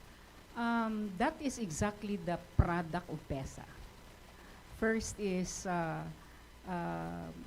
we allow 100% foreign-owned industries or locators to locate, 100%. And all that they have to do is to be located in a proclaimed economic zone. So this is where the Federation, President Henry, and your members can come in, because most of our Federation members are landed. So they can, that's why we're inviting them to convert their lands into economic zones, so that we can invite the Chinese investors as locators of these economic zones. So pwede po silang mag-partner, no? Like for example, President Henry has a land, no? So siya yung he will be the eco-zone developer. Then as eco-zone developer, PEZA and of course the eco-zone developer himself can already invite locators or industries to locate inside the economic zone. Okay, so both the eco-zone developer or the landowner and every industry locator will enjoy the incentives of PEZA. And by the way, one of these incentives, Ambassador, is the PEZA visa. Because we're a one-stop shop, kami na rin ang mag-i-issue ng visa for the foreign locators. their immediate family members, and the foreign nationals workers. We allow 5% of the total workforce of locator as foreign. No? 95% should be Filipino workers. Okay. So similarly, the PEZA visa will be issued to the locators and to their workers, foreign workers. We will be issuing a 2-year visa unless the contract is less than 2 years. No? So maybe in September, kami na po ang mag-i-issue ng PEZA visa. We will be soon signing an agreement with the Bureau of Immigration and the DOJ. And also, in our ecozone, yung concept po kasi namin, dapat kumpleto ang ecozone. So if you are the ecozone developer or the landowner of the ecozone, you can also invite power provider, utility providers. No? You can have your own water facilities or utilities, power. So to give you an example, President Henry, no, yung ating Cavite Economic Zone of PEZA, the power provider is Meralco.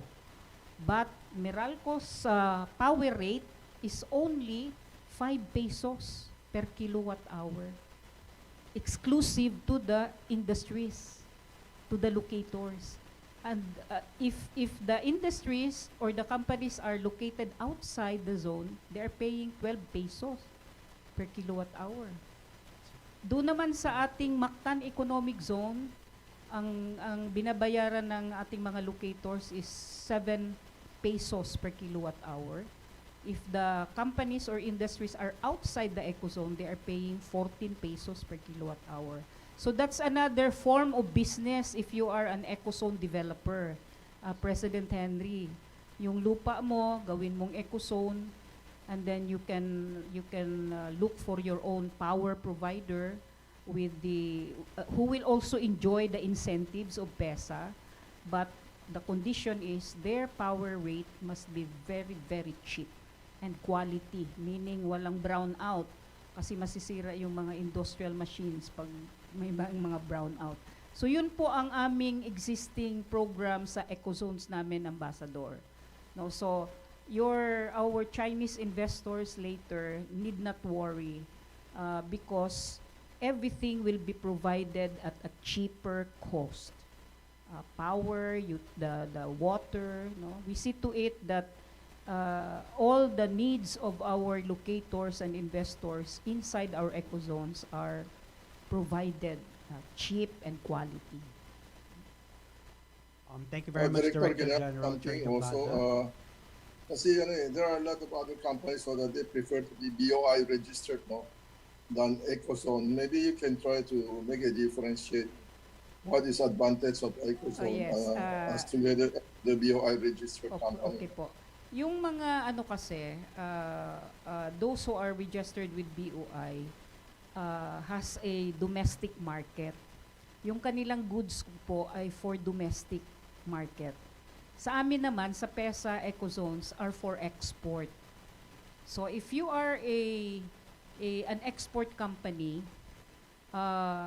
it should be in PEZA because you will enjoy superior incentives. Okay.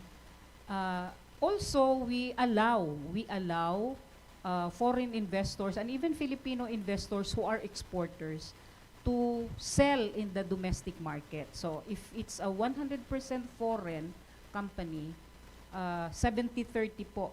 70% of their production or their product should be for export, and then we allow them to sell in the local market 30%. No? Pag mag-excess po sila ng 30%, magbabayad na sila ng regular tax sa excess. But if the export company is Filipino owned, we allow 50-50.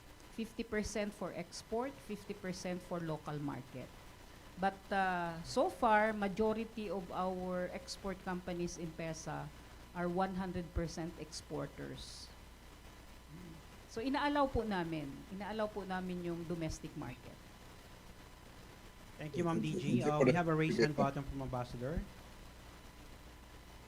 Actually, on another topic, Mom, I was very curious to know about you had a program in PEZA related to education also, universities, because again, in the course of our trade and investment promotion here, we encountered this question from a university president actually last December in Xi'an.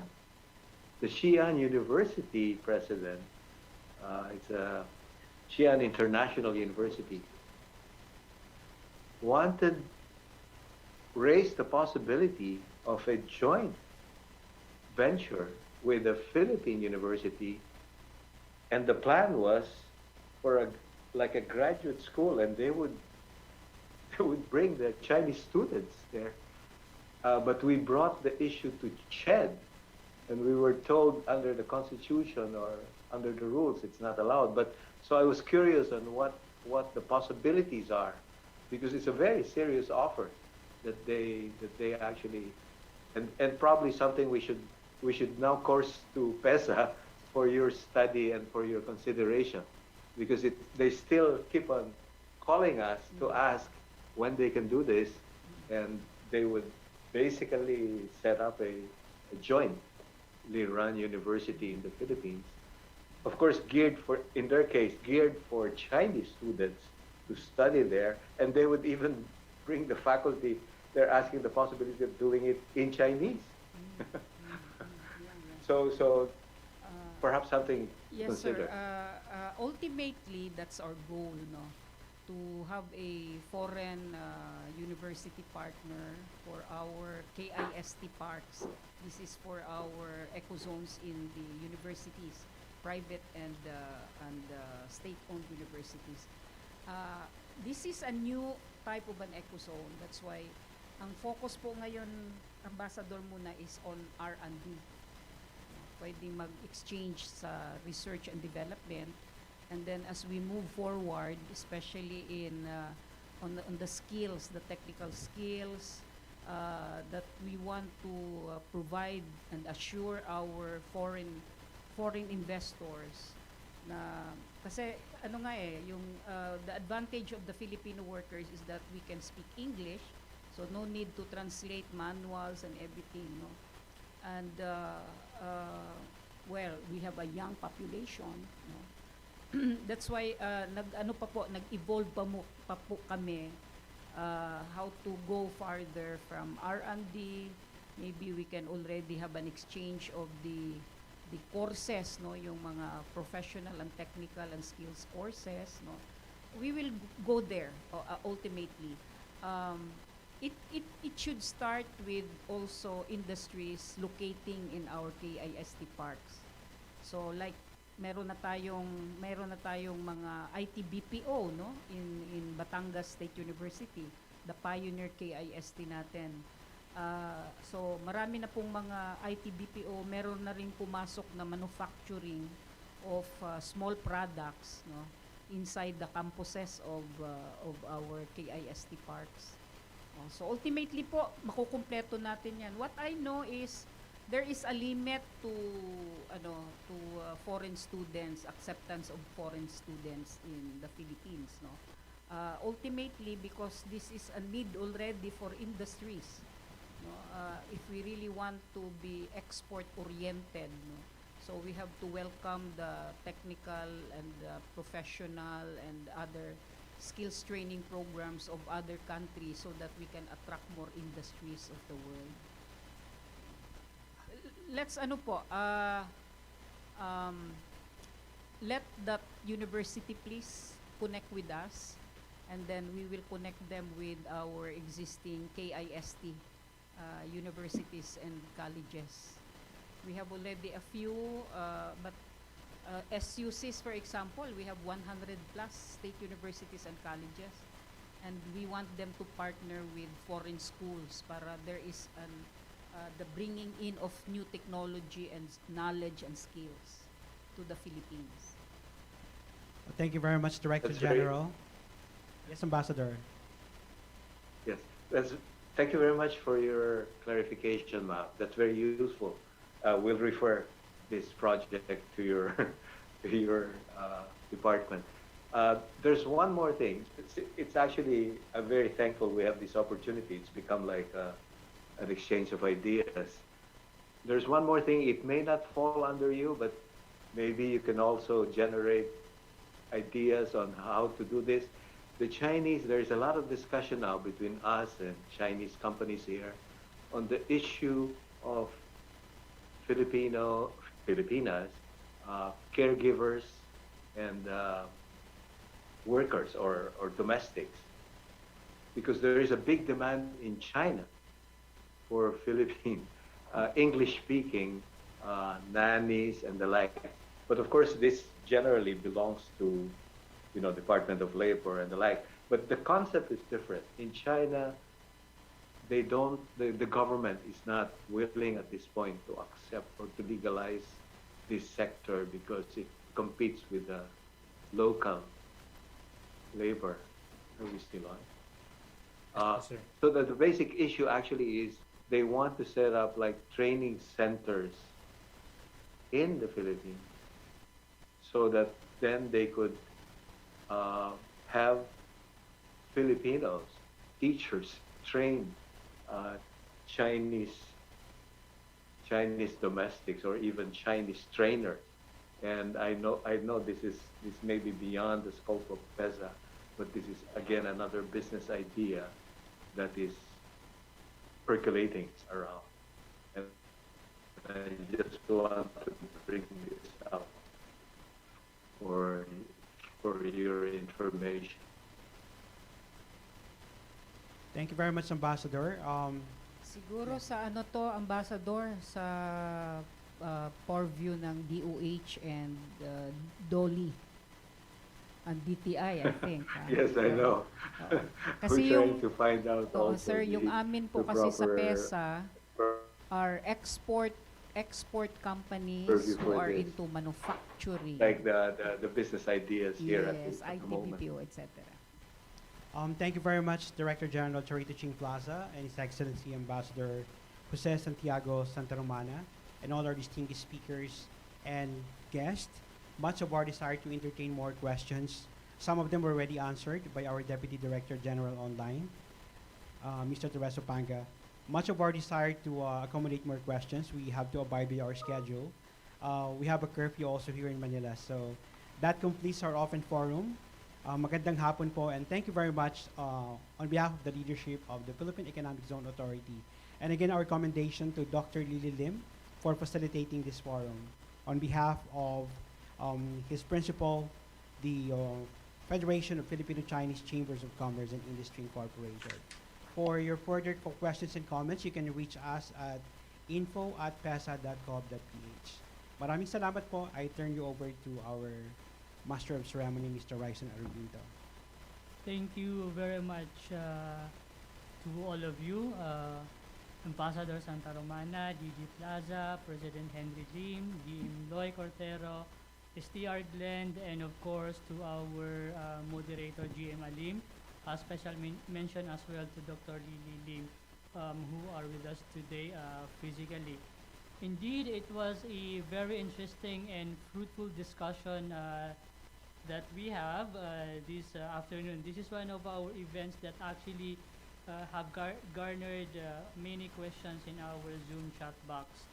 Now that we have reached the end of our event, may I call on the Vice President and Advisor for Media and Public Information Affairs of FFCCCII, who is currently the President of Cathay Land Incorporated. This is the developer of South Forbes Gulf City in Astoria Hotels and Resorts and the Cathay Metal Corporation. Sir, you have the floor. Thank you. Good afternoon.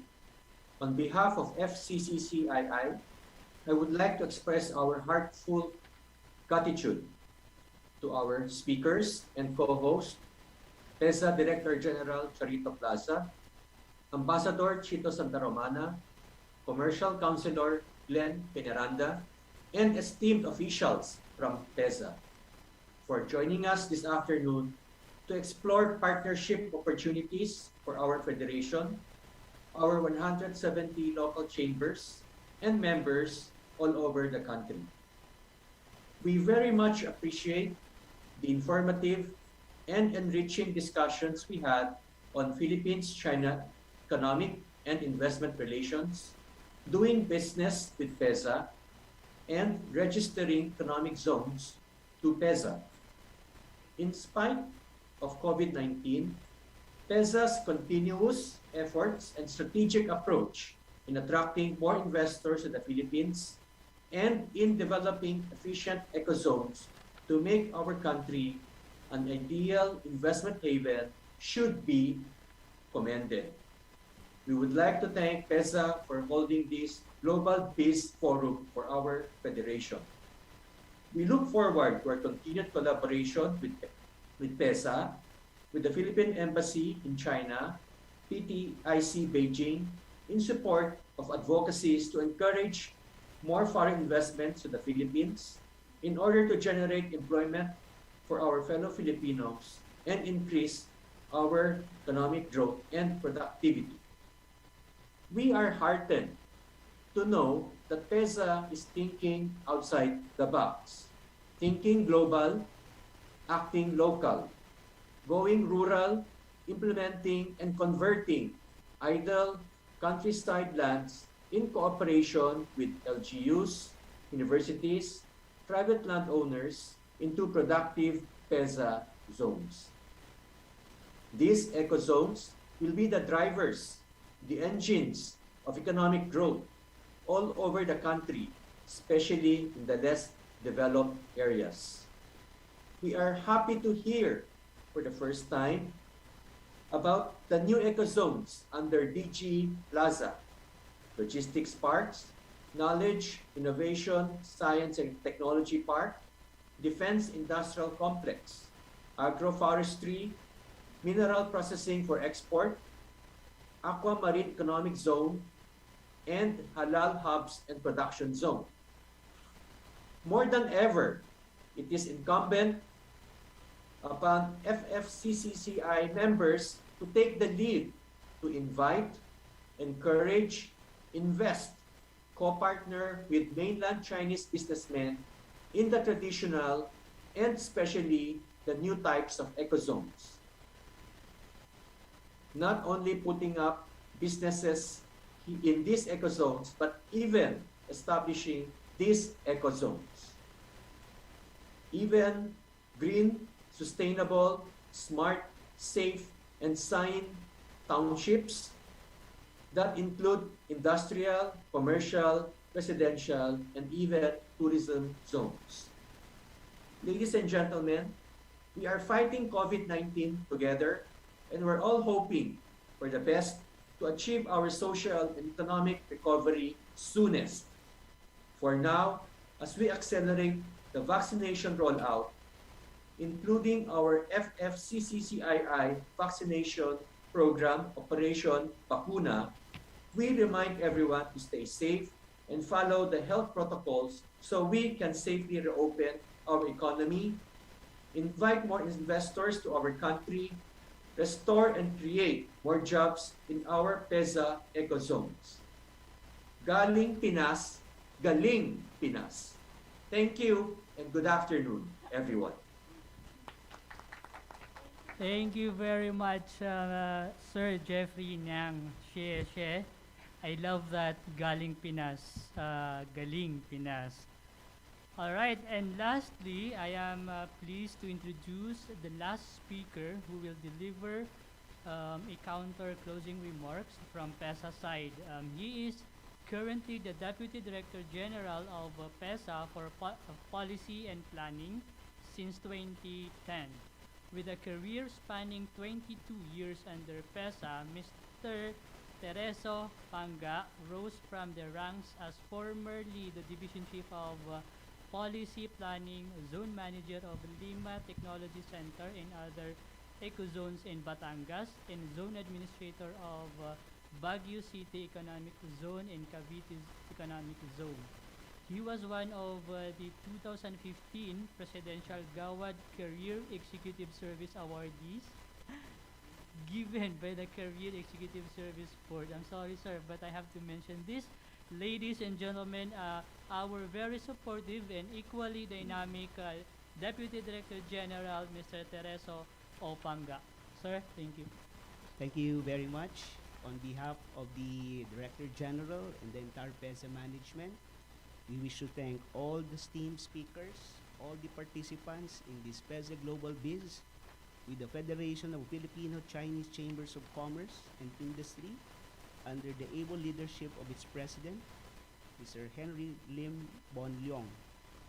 Your presence here today is a clear manifestation of your steadfast support for PEZA and the country's socio-economic growth.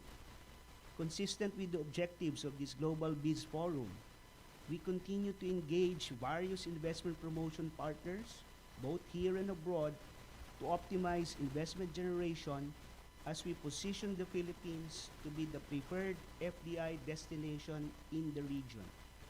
And for this, we are most grateful to both Ambassador Santa Romana and Commercial Councilor Glenn Peñaranda for helping facilitate the big-ticket investment of Panwa for its pioneering integrated steel manufacturing plant at the Sarangani Economic Zone in Camanga. Surely this will be a big boost to China's share in the ecozone as well as total country's FDI with the recent ascent of China as the Philippines' top trading partner and source of investments in 2020. In the same manner that our Filipino-Chinese entrepreneurs and businesses are the lifeblood of the Philippine economy, making FFCCCII being the largest Filipino-Chinese chamber and industry association in the country, a strategic partner of PEZA in promoting the Ecozone program. For this purpose, PEZA is most glad to collaborate with the Federation in exploring investment opportunities in the ecozones under the CREATE regime and in support of the countryside development agenda of the Duterte administration. We hope to see more of your member companies doing business in the ecozones as we can now register domestic market-oriented projects and that more Filipino SMEs will be integrated into the ecozone value chain. As DG Plaza would always remind us, in the PEZA Mancom, we cannot undertake the Ecozone program by relying alone on our mandate and organization. We need to build strong alliance with key agencies in government, academia, business chambers, foreign embassies, and other industry stakeholders so we can get our acts together towards a common goal. Through our determined and collaborative efforts, we can accelerate countryside development with the creation of more ecozones in the rural and new growth areas, which will bring about the much-needed jobs, exports, and other economic opportunities for the country. Amid the prevailing COVID pandemic, we are optimistic that we shall recover towards the end of the year as we open the economy safely and as we get through this crisis together and brace up for the challenges of the new normal. Maraming salamat. Mabuhay po tayong lahat.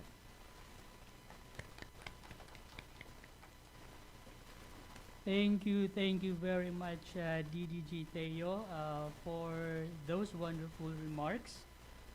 Before we finally close, may we invite for the last time our speakers and our bosses here in front of us to please let us have a photo, okay, for the PEZA branding of Galing.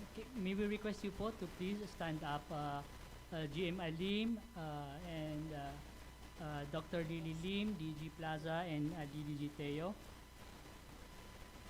As may we request the DG to for the traditional Galing. Okay, so can I invite everyone also virtual to please stand up, stretch our legs. Okay na, sige, okay. So kindly repeat, we're going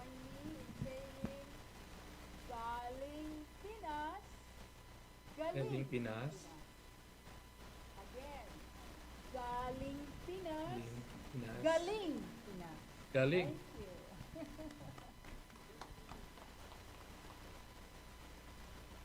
Hindi ko narinig. Okay, again daw, hindi daw narinig. Okay, paano to?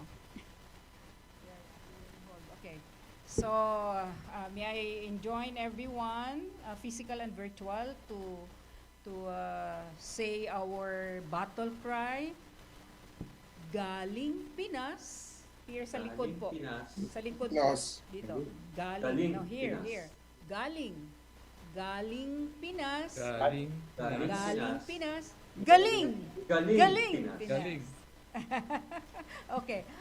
Galing Pinas. Galing Pinas. Galing Pinas. Galing. Pinas. Alright, thank you. Thank you very much po sa ating lahat.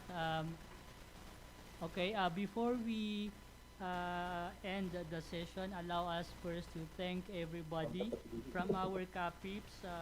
We have Mr. Bon Amalia in Spain, Joseph Rivera in Qatar, Julius CEO in London, Ramon Espinido in Calabarzon, and all our participants, virtual and physical. Now, for the last time, can we have a photo group session?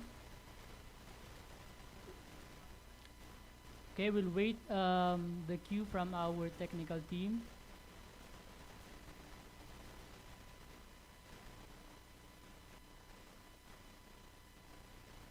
Okay, 1, 2, and 3.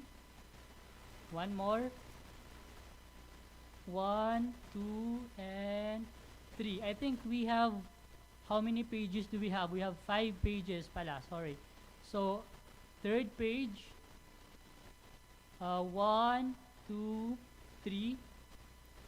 Okay, next page.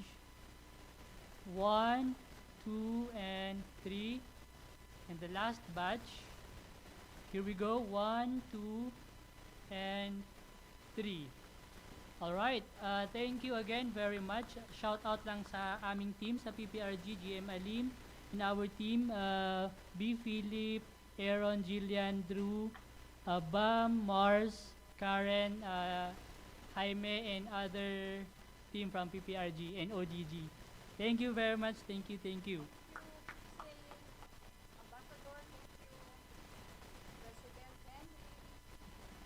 Ambassador, thank you. President Henry and other officers, thank you po sa lahat. Director, thank you also. Keep safe. I think we have 12,000, 12,000 yata ngayon, yung COVID victim, parang dumalaki, kaya we have to stay safe.